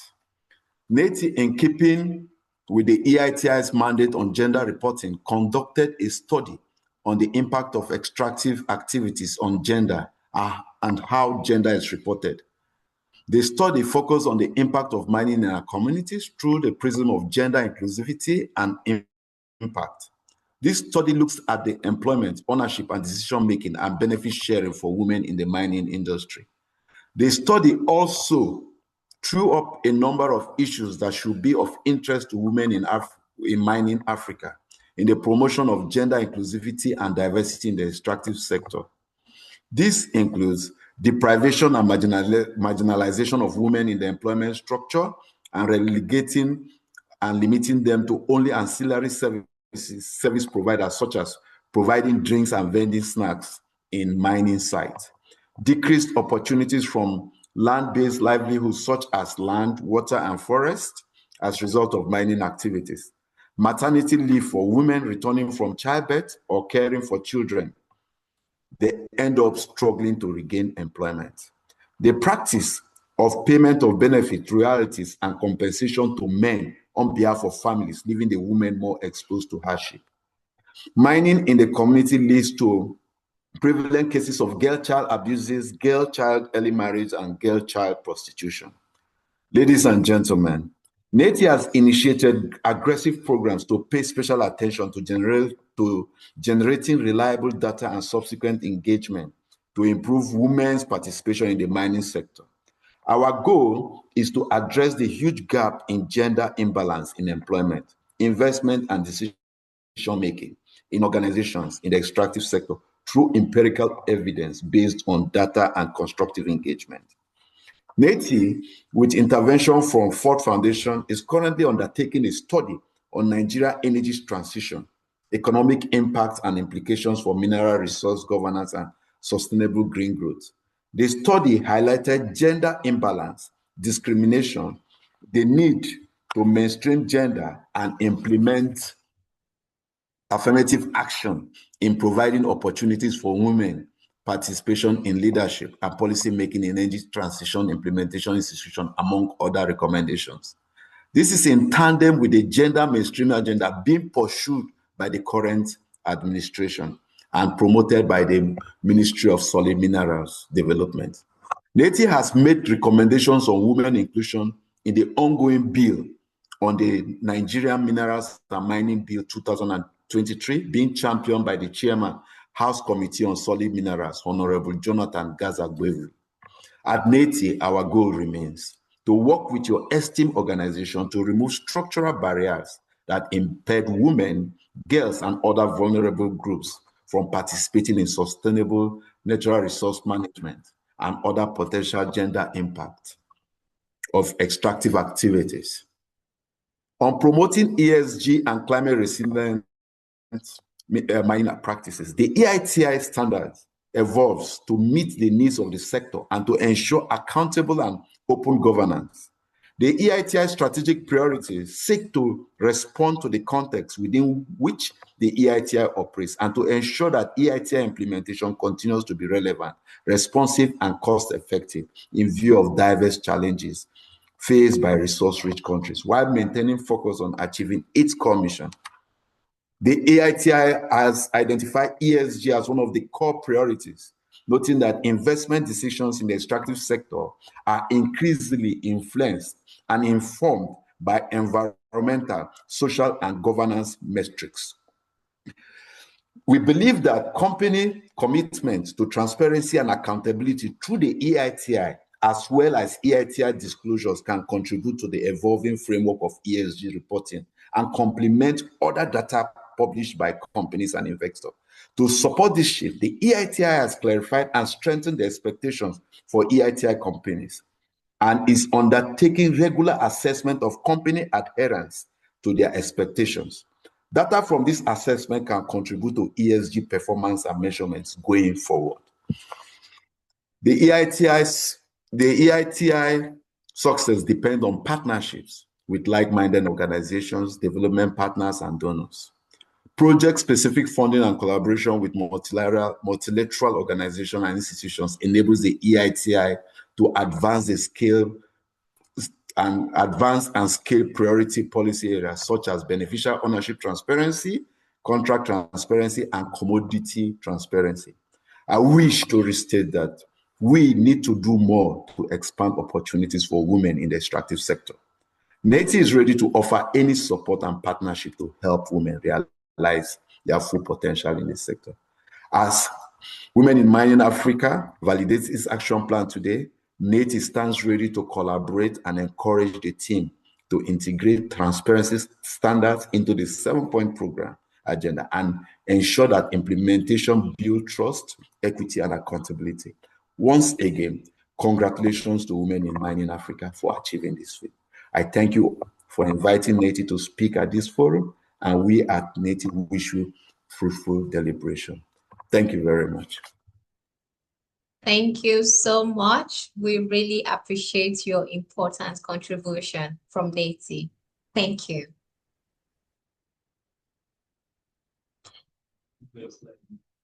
So now, if Mr. Mayowa Oladipupo is in the room, I would like to hand over the mic to you now. Mr. Mayowa Oladipupo. Okay, so he's not yet with us.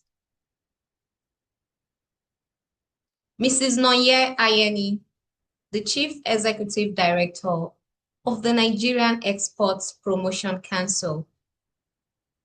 If you are in the room, or your representative. Okay, yeah. Good evening, distinguished guests, esteemed partners and visionary women shaping African mining future. Permit me to stand on existing protocols. On behalf of my Executive Director, CEO, Nigerian Export Promotion Council, Mrs. Nonye Ayeni, I bring warm regards to these humble stakeholders. It is a privilege to join you in today's landmark visionary workshop. By the way, my name is Letitia Onu. I'm the head of Export Inclusive Division of Nigerian Export Promotion Council. I will read her goodwill message. It is a privilege to join you today at this landmark validation workshop for the WiM-Africa Action Plan on behalf of the Nigerian Export Promotion Council. I extend our heartfelt congratulations to women in mining in Nigeria and the entire WiM-Africa network for championing a bold and inclusive vision for the continent's mineral sector. Across Africa, women are not only extracting minerals, they are extracting possibilities. They are transforming communities, building enterprises, and redefining leadership in spaces long dominated by others. The WiM-Africa Action Plan 2025 to 2030 is a testament to this momentum, and NEPC is proud to stand with you. As Nigerian Apex Agency for Export Development, NEPC has long recognized the catalyst role of women-led businesses in driving inclusive growth. Our commitment is reflected in several key initiatives. Through our flagship programs such as the Women in Export Development Programs, the She Trade Nigerian Hub in partnership with the ITC Geneva, and targeted capacity building initiatives, NEPC continues to provide platform for women entrepreneurs to scale, compete globally, and thrive. We are proud to stand shoulder to shoulder with WiM-Africa in this mission to unlock the full potential of women across the continent. The action plan before us is bold, visionary, and timely, but its success will depend not only on its design, but on our collective commitment to bring it to life year after year. Let us validate not just the documents, but the dreams it represents. Let us pledge our resources, our expertise, and our voices to ensure that this action plan becomes a living reality, one that transforms boardrooms, marketplaces, and communities across Africa. On behalf of the Nigerian Export Promotion Council, I reaffirm our unwavering support for WiM-Africa and its programs. Together, we can build an Africa where women are not just participants in trade and development, but leaders, innovators, and architects of the future. Together, we mine not just minerals, but dignity, prosperity, and transformation. Thank you very much for this noble cause. Thank you, Madam, for your insightful speech right there. We appreciate the support. Thank you. Ladies and gentlemen, this concludes this session of reflection.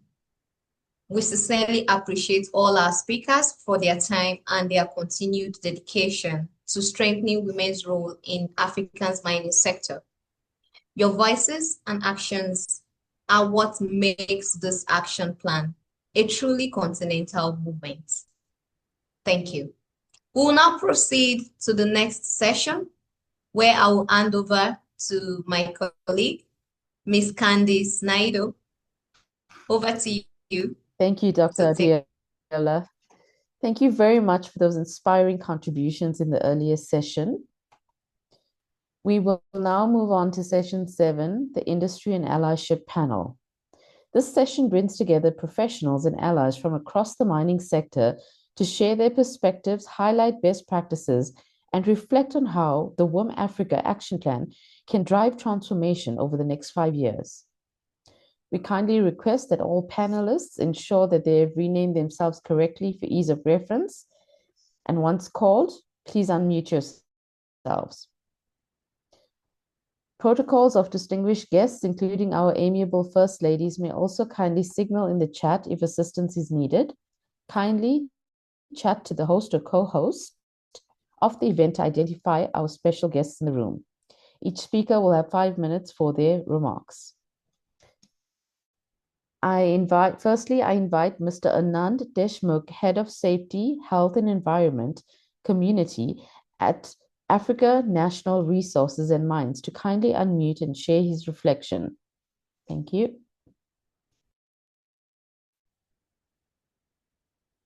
Thank you very much. Good evening, everyone. All the existing protocol observed,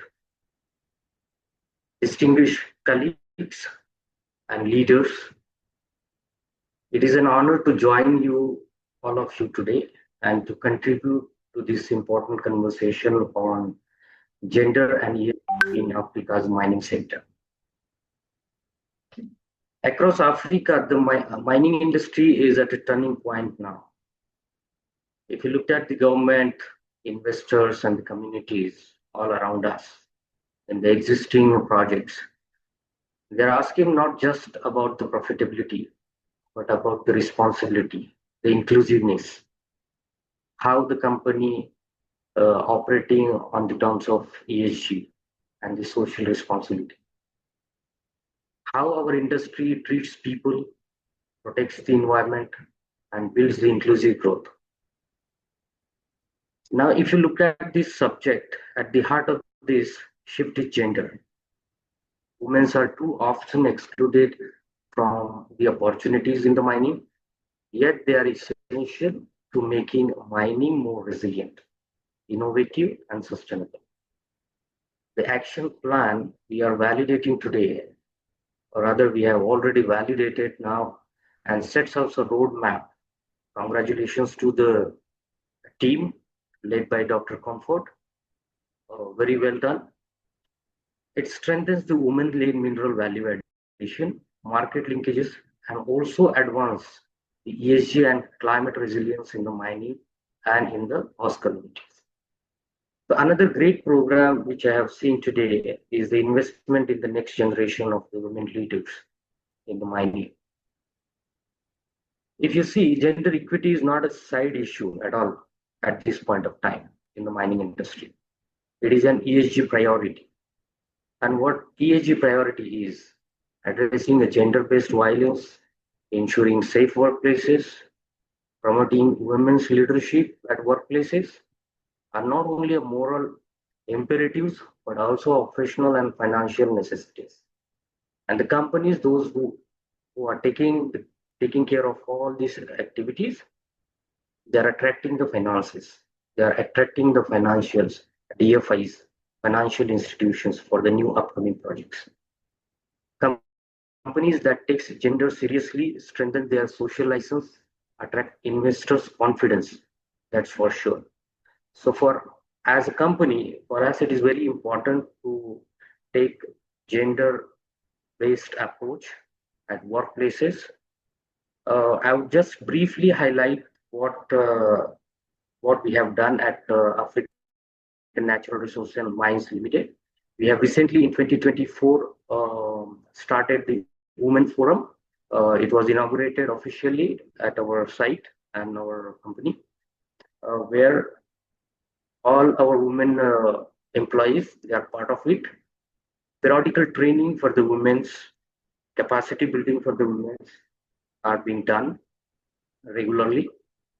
Recently, we have trained some 6 numbers of female workers as rewinders, which is mainly known as a male job, but we have trained females on that job, and they are working fantastic.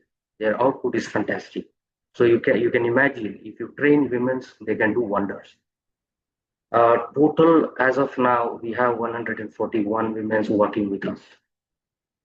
For the ESG, we have invested more than 4 billion for the pollution control activities. More than 18,000 saplings have been planted on our site. We have planted 2025 saplings in one single day on 5th of June, World Environment Day this year. We are regularly conducting voluntary principles and for human rights training for our security guards, our security operatives. So these are all activities we are doing regularly, and we are trying to make an impact on the lives on the host communities. Now, I would also would like to announce here we are open for more advanced roles for the women's, like HMM drivers and LMV drivers. So we are open for those positions. So thank you very much for this opportunity to speak to this forum, and we as a company look forward to contribute from our side, whatever the amount we can contribute, a little from our side. And thank you very much, Dr. Comfort, for this opportunity to speak. Thank you very much. Thank you very much, Mr. Deshmukh, for your contribution and for underlining the importance of safety, health, and community in our Africa's mining sector. We appreciate your valuable insight. Next, we will hear from Mr. Charles Masurenko, Managing Director of ECT Terra Pty Limited in Germany. Kindly unmute yourself and take the floor. Thank you.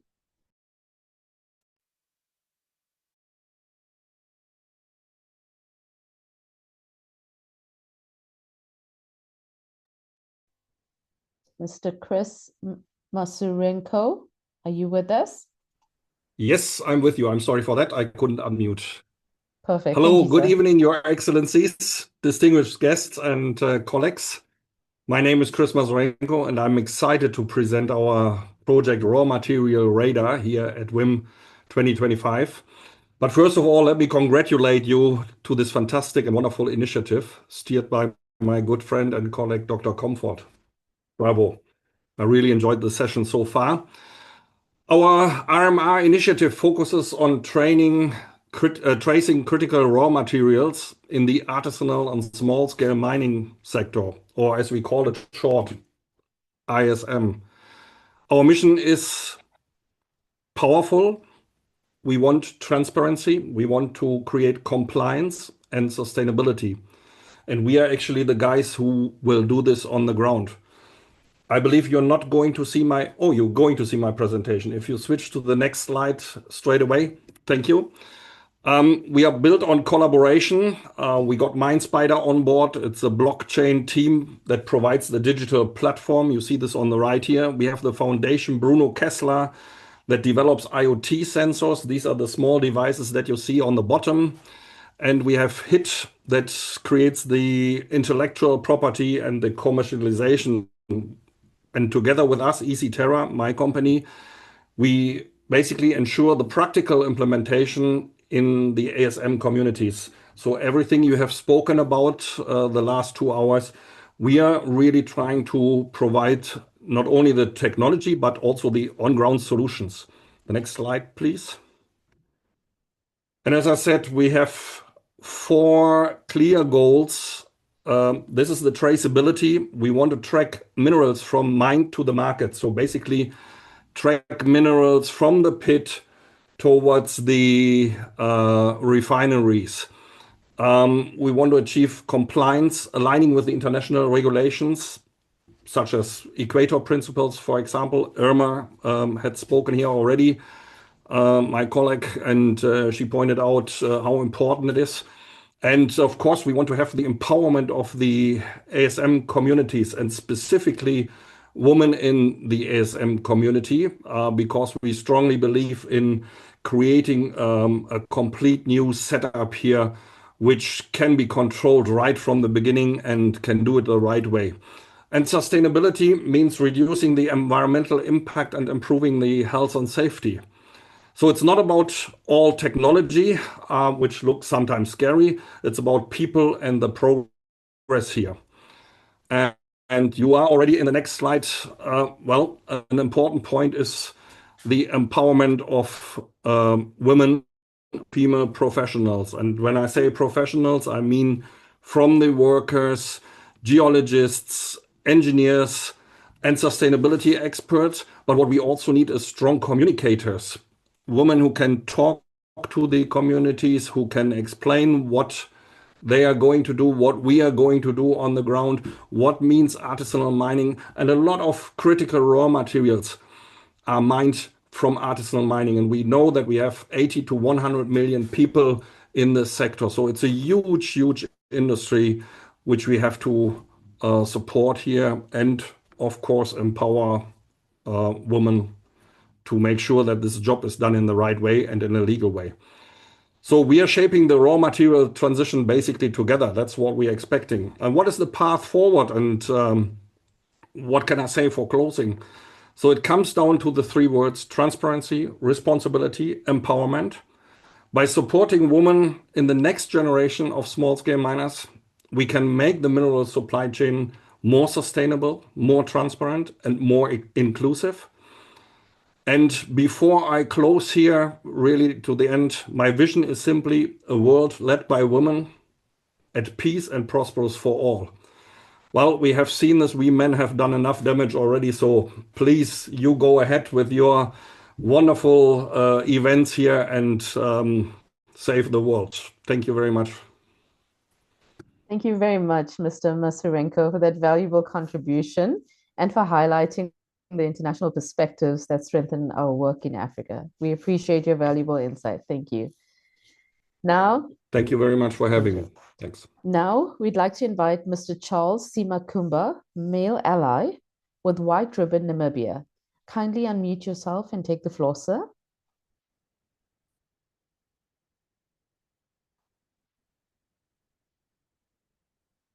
Mr. Charles.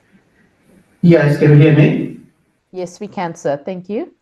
Thank you so much, and good morning, and good afternoon, good evening to all the participants and the speakers, and also our excellencies, our first ladies. I welcome you, and also the organizers of this event, our WiM-Africa Action Plan Validation Workshop. Thank you so much, and also for giving me this opportunity to say something about your who I am and what we do with men and violence and within the mining sector. First of all, once again, good evening. My name is Charles Makumba, the co-founder of the White Ribbon Campaign Namibia. We work with men and boys in violence prevention to campaign and to speak out and to take action. We encourage men to refrain from violence, and we do these things through sensitization and awareness raising. And we have done this work in schools and the workplace, especially also in the mining sector where we are currently doing work right now in the country. So ladies and gentlemen, engaging men is of vital importance if we are to overcome all the challenges that have been addressed here, especially in the mining sector. Men as agents of change, men as partners, men as clients, indeed need to be involved in violence prevention if we are to overcome all the challenges that we are speaking right now. This is all about the White Ribbon Campaign Namibia, ladies and gentlemen. Yes, engaging men as allies to prevent gender-based violence in the mining sector is of vital importance to us. Why am I saying this? Like I've alluded already, that as agents of change and as partners and as clients, we need to involve them in every program as men. So I thank WiM-Africa for cooperating with our men's groups or men's organizations such as the White Ribbon Campaign Namibia that is working with men in Africa. And also it's a global organization indeed that also focuses on men, to engage men, to campaign, to speak, and to take action against gender-based violence. Now, ladies and gentlemen, we are facing challenging times right now, but I want to take this opportunity to encourage each and every one present at this WiM-Africa Validation Workshop that your hard work, resilience, and unwavering commitment are testament to your dedication work. I just want to thank the organizers and WiM-Africa for your tireless work in this work, that you brought us all together to share our expertise and to listen to various speakers on the way forward about how we can empower the girl child to venture into the mining sector, which is the White Ribbon Campaign Namibia support. Empowerment of women, of course, is so very important. At the same time as well, we need also to liberate, educate the boy child at all levels. So we should not leave the boy child behind. Together, remember, we are in this together, and we will overcome these challenges that all the speakers have alluded this evening on this validation workshop. We are going to overcome the challenges. We can only do that when we work as a team. I encourage and urge all the national chapters to work, collaborate, and exchange programs concerning empowering of women and the girl child in the mining sectors. Ladies and gentlemen, let's continue working towards our goals. I want to conclude with these slogans from WiM-Africa. In partnership, we drive progress. In purpose, we deliver impact.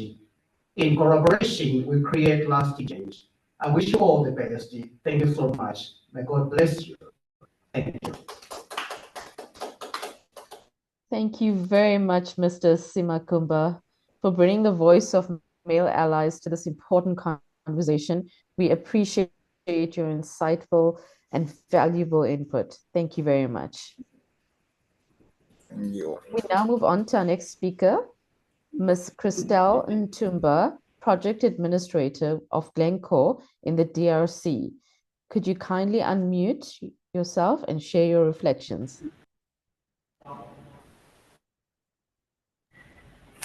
Good afternoon, distinguished leaders, colleagues, and friends of WiM-Africa. My name is Christelle Ntumba, and I'm a civil engineer, and I'm honored to be here both as a professional working in the mining industry, but also them.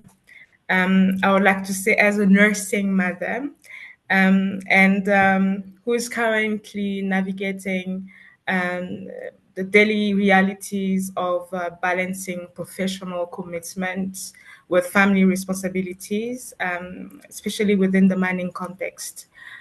Across Africa, we have countless women like me in the mining sector who carry the same responsibilities, the dual responsibilities, which are contributing to the national economy while nurturing their families and raising the next generation. And too often, this balancing act is often overlooked and invisible to so many people within the industry or even outside the industry. One of the realities that women, professional women, mothers have within the sector is the responsibilities that we have at home, which are, for example, preparing the children for school while we spend long hours in a very demanding environment, and we still return home and carry the weight of providing care for the communities and for our families. For mothers, and here this is specifically for nursing mothers, these challenges become very complex within the sector. But what I want to emphasize on today is that I'm glad that this matter is not a private matter to me. It's a reality that so many women face in the professional world, and it's a public matter that needs to be raised because it is tied to the well-being and the sustainabilities of our societies and also of the industry. So I believe that the WiM-Africa Action Plan, the 2025 to the 2030, is so powerful because it recognizes the impact of women, not just as workers, but also as mothers, caregivers, leaders, and innovators. And through the 7-point agenda program that the WiM-Africa has, this action plan makes a very bold statement and commitment, which is to create a safe and supportive environment for women, and including women-only mining zone. It's also emphasized on the expansion of the Next Gen WIM program, which ensures that our children, these are our daughters and our sons, have the opportunity to dream beyond surviving the realities of Africa. And it also provides, it strengthens the research and advocacy platform, which highlights the gender sensitive policies, the child care, and the well-being of the host communities. So I believe that the 7-point program agenda that the WiM-Africa has put in place will ensure that women, but also the children, are no longer invisible, but they are recognized as essential to the future of mining in Africa. So as a mother who's working as a professional in the mining industry, I hope that one day my children will see mining not just as a place of hardship, but as a place of opportunity. A place where women like myself and so many other women within the continent or even in the world, a place where we can all thrive in a professional career, but while raising our families with pride and dignity. So the WiM-Africa Action Plan, I believe it will take us to that vision. And I believe that this action plan will ensure the contribution and recognition of women, both at home as mothers, but also as professionals in the mining sector. And it will also recognize the value, and I believe that this action plan will enable these women to be celebrated. Thank you. Wow, thank you very much, Ms. Ntumba, for your thoughtful reflections and bringing the corporate sector's commitment into the space. We appreciate and value your insight. Thank you very much. Next, next we will hear from Ms. Nardos Worku, WiM-Africa Geoscience Professional from Ethiopia, from the Ethiopia chapter. Kindly unmute yourself and take the floor.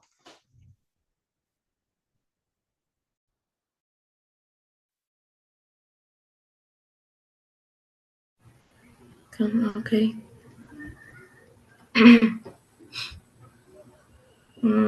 Okay. Good evening, good morning, or good afternoon to everyone.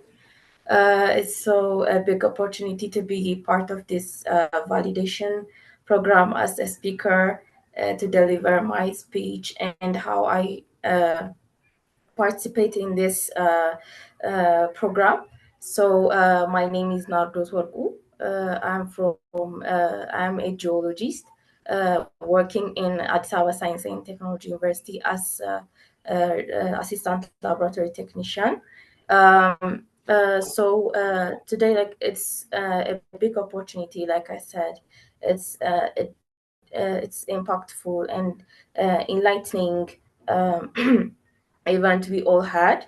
It's been such an opportunity to present my country as a chapter and as a representative of our chapter. Like I said, my name is Nardos Worku. So I present the WiM-Africa chapter, Ethiopian chapter as a geoscience.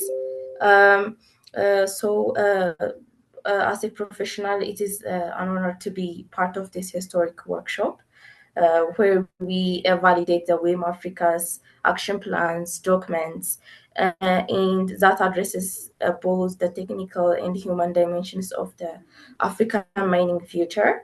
As we all know, as young women, as a geologist, as a mining, like we understand, we all have a challenge and opportunities we face.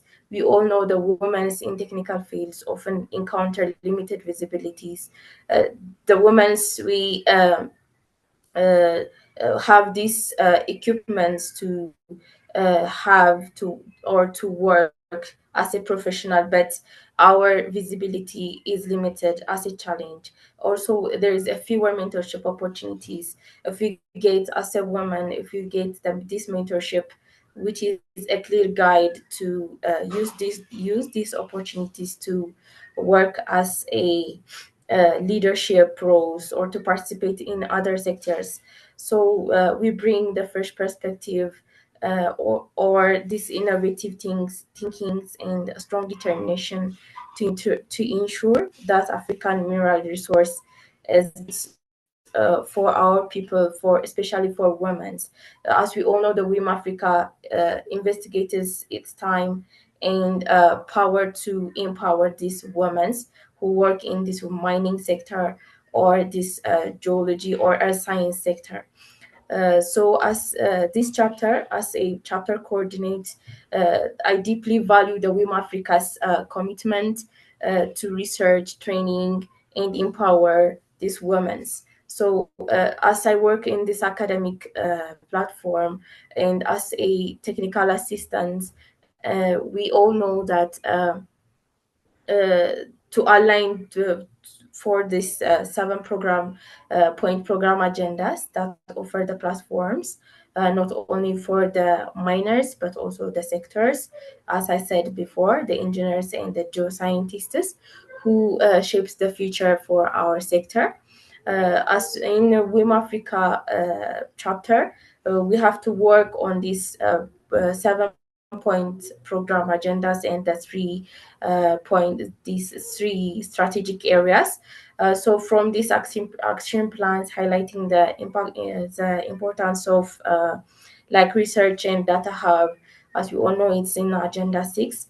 This research and data hub also initiatives that will empower young professionals like us, like women in other working areas to generate evidence-based solutions. for the host of communities, ensuring that our work is relevant and impactful, which is this research and data hub is critical for fostering the establishment of the informed decision and decision making, which is the belief we can build a mining sector where women are not only present but are leading in the laboratories, boardrooms, or the communities. We all know that the woman has a power to work as a leaders, to work as a mentors, to work on by using their energy. Also, this shaping the future of our continent, which is by equipping the young professionals with the tools to conduct research. Also, as I mentioned it before, like I work on this academic area. When these female geologists go to outside of the field, they may face any challenge or any regarding to these research areas or by the community. We also know that women are hindered, but by using this WiM-Africa Action Plan, we can benefit the women to have access for the research and the data hubs to work easily for their research, for their investigation, or the data they are going to collect. So the other action plan highlights of the importance of the value addition labs and hubs. Like these value addition labs and hubs that facilitators will provide the technical infrastructures necessary to transition from raw exports to beneficiation, fostering and local industries and creating jobs. Like it's creation values of these additional labs is essential for economic transformation. We all know that by developing the local capacities of the processing minerals, we can retain more values within our economic estimates that stimulates the local enterprise and enhance other uh, job creations that can contribute to sustainable development or any other benefits that the women can get. I hope this WiM-Africa Action Plan by the 2013 is going to benefit the women. Also, the other impactful action plan movement is the Next Gen, which is the next generation WiM-Africa program. We all know it is one part of the 7-point program agendas. So it is working on empowering or developing the fundamentals for nurturing future leaders by including the women's. Also, create awareness for the men's to give them opportunities or a help if the women can get. So, like by providing this mentorship and training. 1 minute, Nados. You have 1 minute. Okay. Yeah, or 30 Okay, seconds. We've got another speaker. Okay, waiting. Yeah. Okay, we can empower young women to influence. So it's all like it's been an opportunity to have been a part of as a chapter leader and coordinator. It's been a worthy and insightful meeting we have. So I want to congratulate all the team members we have been working. So it's a good Nados, session. sorry, we Thank have you. to cut you off here now. Sorry. Thank you very much. Thank you. That's really Thank great. you. Thank you. It's Madam Kosi in the room, please. We need to move now very fast. Other speakers, we are sorry, we are behind schedule. Thank you. Please, a round of applause for Nados. Yeah. And please, maybe after Uchaneta Patience, Jerahuni, we have Madam Kosi. I got a message that she's ready, please. Thank you. Good afternoon, good evening, women in Africa. All protocols are observed. It's an honor and a great responsibility for me to be adding my voice to this continental dialogue. I'm a geologist who has worked as an exploration geologist, as a mineralogist, gemologist for over 20 years in the mining industry. And I have seen the challenges that women face across the value chain from the mine to the market. And working daily in mineralogy lately has shown me how much science, research, and technical expertise is needed in order to shape Africa's mining future. It's not just about studying the rocks or studying the gems, the gemstones, or the non-precious metals, but I think it's about unlocking value that should stay on this continent, creating opportunities for our local communities, for the women, particularly for the women. I'm interested in having women leading the value chain, the mining value chain. And when I thought through this and I was reading the policy document that we as women in mining in Africa are coming up with, I've realized that we need to come up with tailored financial support for women, which means access to markets, access to capital, training in financial skills, which most of our women often lack. We also need training in the technical and the leadership skill, which I'm happy Women in Mining Africa is going to be working on. Fostering partnerships with our governments, supporting women-led corporations in value addition. So in gemology, we would like to see more women in the cutting and polishing industry.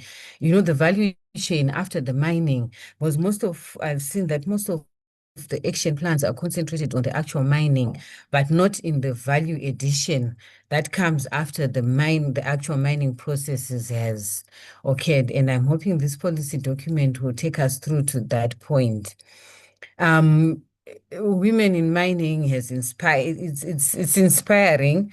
I've been inspired by the action plan's emphasis on building an evidence base so women in technical roles are visible, recognized, and supported. In the mining industry, you'd often find that once the quota, I once worked for a mining company that had a quota for women. And once they've reached that quota for women in leadership roles, it's a cutoff point. So I would like to see more support, which is more than just the quota, but based on the skills that the women can bring to the table. So there's also building a support base for the underskilled and underprivileged women in mining, because we do have a lot of those that are not as skilled, and these are often not visible or even recognized. I would also like to see established laboratories where skills can be transferred. And these are, as I've mentioned, this is in the cutting and polishing, in the value addition, whether it's in gold, whether it's in precious minerals or industrial minerals, but where we can have value addition, especially for women, so that they're able to support their families. Because once you've empowered a woman, you've actually empowered the whole family, you've actually empowered the nation. Advancing the next generation women in mining programs that prepare and empower the next generation of women in mining, the upcoming generation. These priorities align directly with my experience as a mineralogist, as a geologist. They create the possibility for women to enter technical professions and thrive in them.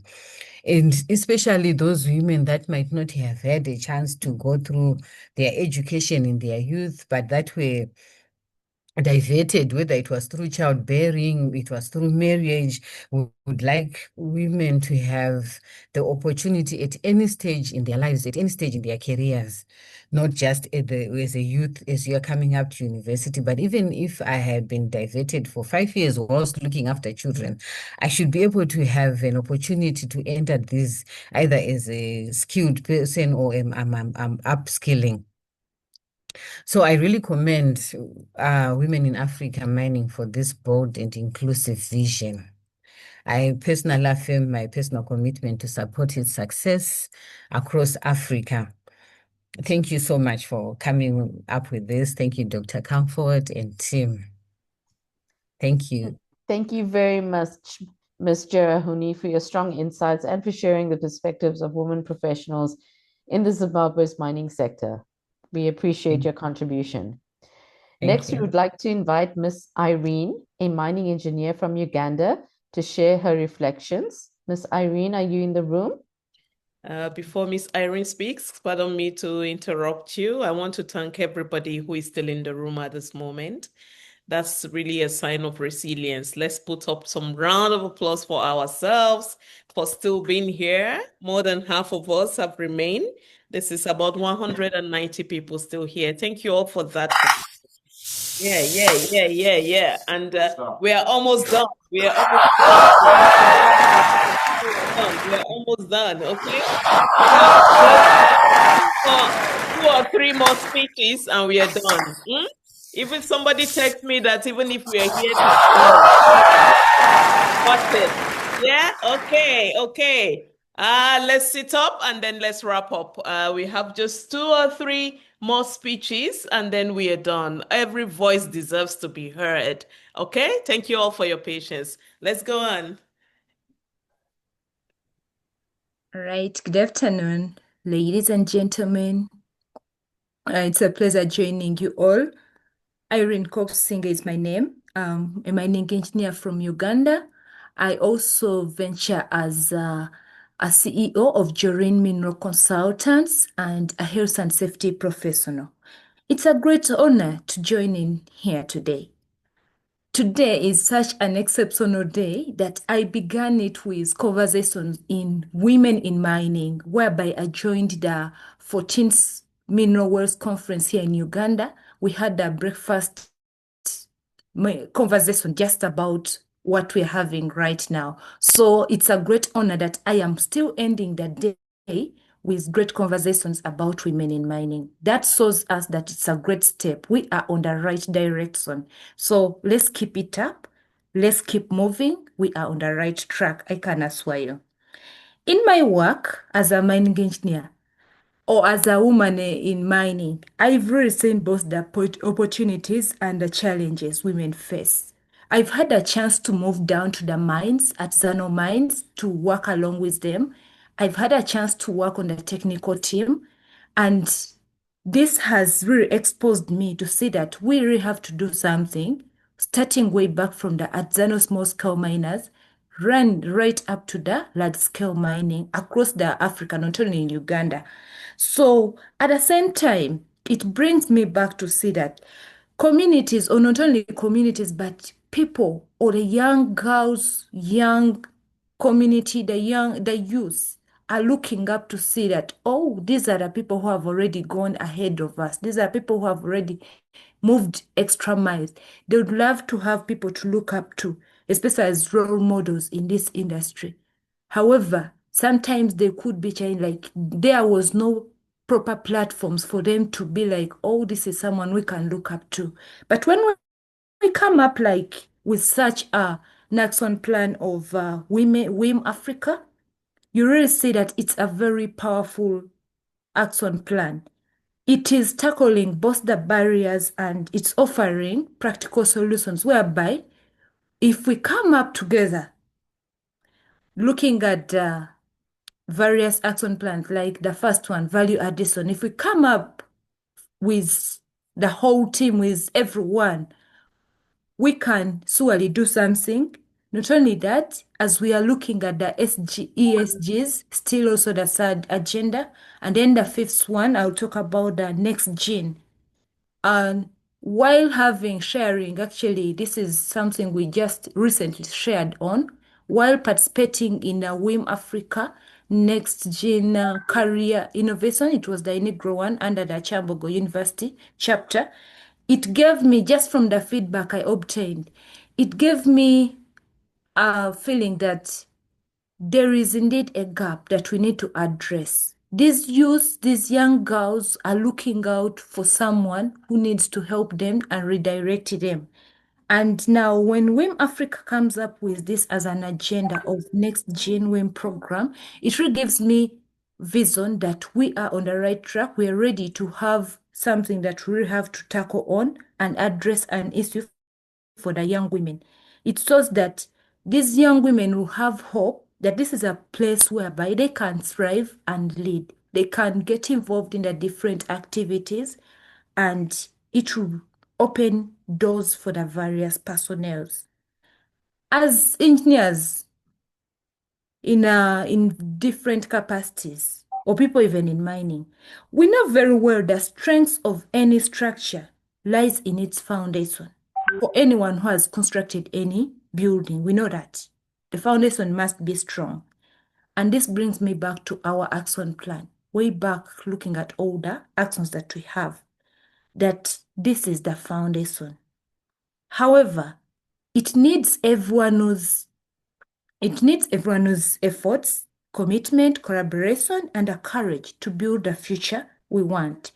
I do therefore invite everyone to take it upon ourselves as the responsibility that together we can transform mining, not only in Uganda, but across Africa. Thank you. Ms. Irene. Thank you so much. Thank you. Thank you, Ms. Irene. Thank you very much for that inspiring reflection and for raising the voices of engineers in Uganda. We appreciate your valuable insight. Finally, we will hear from Ms. Edith Mieling Leju, Executive Director of the National Women Empowerment and Rehabilitation Organization in the Republic of South Sudan. Ms. Leju, the floor is yours. After Ms. Leju, please let Madam Kosi make her presentation. Madam Candice? Okay. Kosi. Hello? Are you hearing me? Yes. Yes, we can, ma'am. Good afternoon, good evening, distinguished guests, delegates, colleagues, and friends of Women in Mining Africa, WiM-Africa. My name is Edith Mieling Leju, the Executive Director of National Women Empowerment and Rehabilitation Organization in South Sudan. Also, a national partner of WiM-Africa in South Sudan. It is an honor to join you in this continental gathering and speak to you today in support of a sharing vision for women in Africa, Action Plan 2025-2030. The WiM-Africa Action Plan 2025 to 2030 is a more than a policy document. It is a promise to women who raise each day to sustain their families and building their communities. In South Sudan, as in many parts of Africa, women in mining and host communities are not only breadwinners, but they are survivors, peace builders, and keepers of dignities. Many of them carry stories of displacement, conflict, and economic hardship, yet they raise daily to sustain families and communities. Rehabilitation and empowerment are not conceptually for them. They are life realities. Through empowerment, women find their voices in decision-making over their rights to safe working conditions, resource and protection in all mining areas. Through rehabilitation, women will regain dignity and have access to opportunities. Together, we wish and hope that the mining sector is a source of livelihood and transformation for the marginalized women in Africa. That's why the WiM-Africa Action Plan 2025-2030 is so important. From cooperative development to climate resilience, programs that protect both people and planet. And most importantly, the Next Gen program, which ensures that our young women and girls inherit not only livelihood, but leadership opportunities. The inclusion of research and data under Agenda 6 is also vital for countries like South Sudan, where data is scarce. This provides a pathway to visibility, inclusion, and accountability. On behalf of NUERO, which is National Women Empowerment and Rehabilitation Organization, and the women of South Sudan, I stand in solidarity with WiM-Africa. This action plan is more than a roadmap. It is hope turned into strategy, and I am proud of my voice in affirming it today. Thank you to Dr. Comfort for including South Sudan to this very important platform. I'm proud to be here. South Sudan likes people like you. As you know, our women are vulnerable. Thank you so much. Thank you. Thank you very much, Ms. Leju. We value your insight and we appreciate your contribution. Thank you very much. We will now introduce Ms. Kosi Sipizi from Women in Mining Business, South Africa. Please, can you come forward, Ms. Kosi?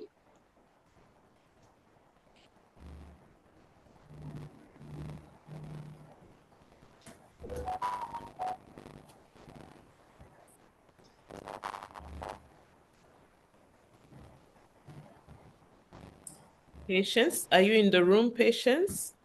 Are you representing Madam Kosi? Are you in the room? Can you raise your hand up if you're in the room? If it's not, our eyes is fixed now. Masinga, Africa. Okay, is that you? Yes, ma'am. Good evening. I'm going to be reading the speech that was supposed to have been read by Ms. Kosi, the founder of WiMBiz. She says, hello, everyone. All protocol duly respected and acknowledged. Most importantly, the women and the communities we serve. Good afternoon, or rather, good evening. I am the founder and the executive chairperson, Women in Mining Business South Africa, WiMBiz, as introduced. In South Africa, as across the continent, mining is not just about extracting minerals, it's about the lives of millions of women, families, and children in host communities who carry both the weight of the sector's challenges and the hope for its opportunities. These communities often face the brunt of environmental impacts, economic displacements, and limited access to meaningful livelihoods. At WiMBiz, our mission is to bridge this gap by ensuring women in host communities are not left behind. We are investing in skills training and entrepreneurship development so that women can establish sustainable business linked to mining and its value chains. Financial literacy and cooperative formation, empowering women to create enterprises that generate income and dignity for their families.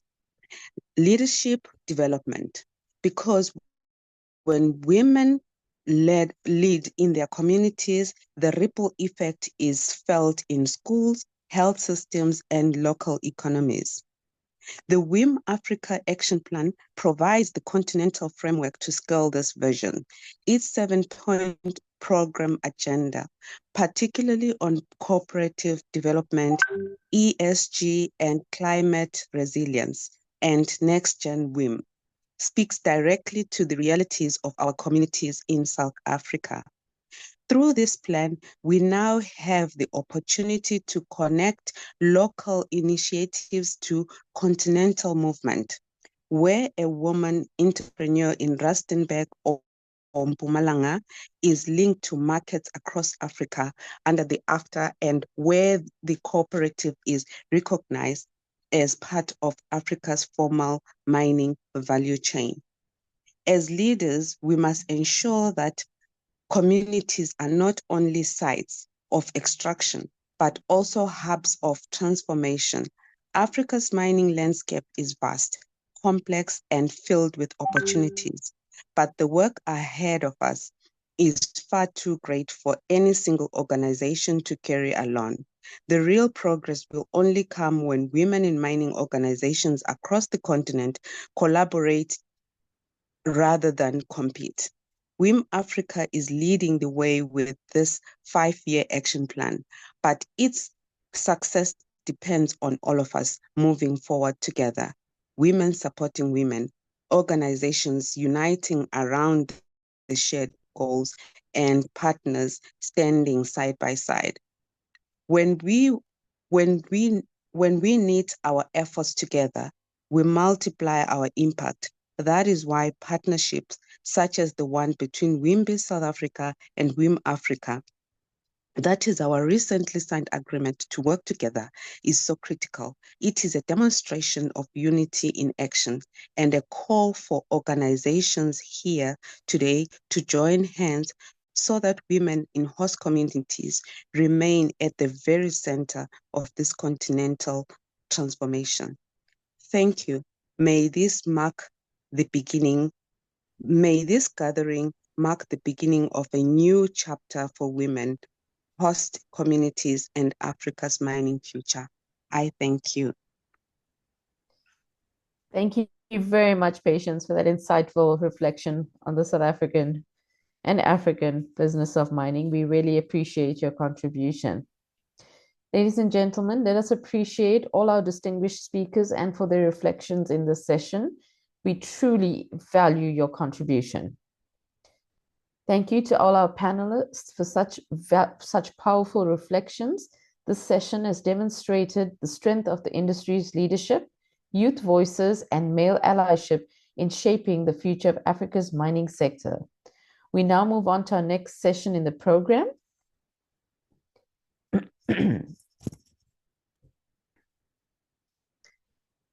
Thank you to all our distinguished speakers and participants for the transformative contributions made today. This session was scheduled to highlight the next steps and commitments from our partners, including Africa Export-Import Bank, Nneka, WIM organizations, NGOs, and industry representatives. Over the past few weeks, we have already received pledges of support from institutions and stakeholders who stand with WiM-Africa in advancing the 2025 to 2030 action plan. Due to our limited time today, we will not be able to take live pledges during this session. Instead, we warmly invite all attendees, industry leaders, corporate entities, development partners, NGOs, and stakeholders to visit our website, view the pledges that have already been made, and make your own pledges in support of this action plan. Please visit our website on www.wimafrica.org/action-plan. Your commitments will be published on the WiM-Africa website and will form part of the growing coalition to ensure this action plan becomes a living, actionable reality. We look forward to welcoming more partners and stand with us as we build a sustainable, inclusive, and transformative mining future for Africa. Thank you. Ladies and gentlemen, as we draw the curtain on today's workshop, we kindly ask for your understanding if you were not called upon for your reflections or speech. If for any reason your turn was skipped, or if your scheduled slot passed before you were able to join, please do not feel left out. We value every voice in this room. If you are present and you still wish to make your contribution, kindly rename yourself so that we can verify your designation and raise your hand using the Zoom hand function. The host or co-host will then assist in unmuting you so you can briefly share your remarks. Thank you once again to all our dignitaries, partners, and participants for making this workshop a true continental milestone. We have a hand raised. Everyone in the room, we are still 180 of us. Please be patient with us, okay? We still have some key stakeholders raising their hands. And let us have Sidikat Salau. Then after that, we have Awal Adam. Then after that, we have Luchid Chilinda. Okay? Sidikat Salau, Aval Adam, and Luchinde Chilinda. Okay, so these are the three people we are taking. Over to you, Madam Sidikat.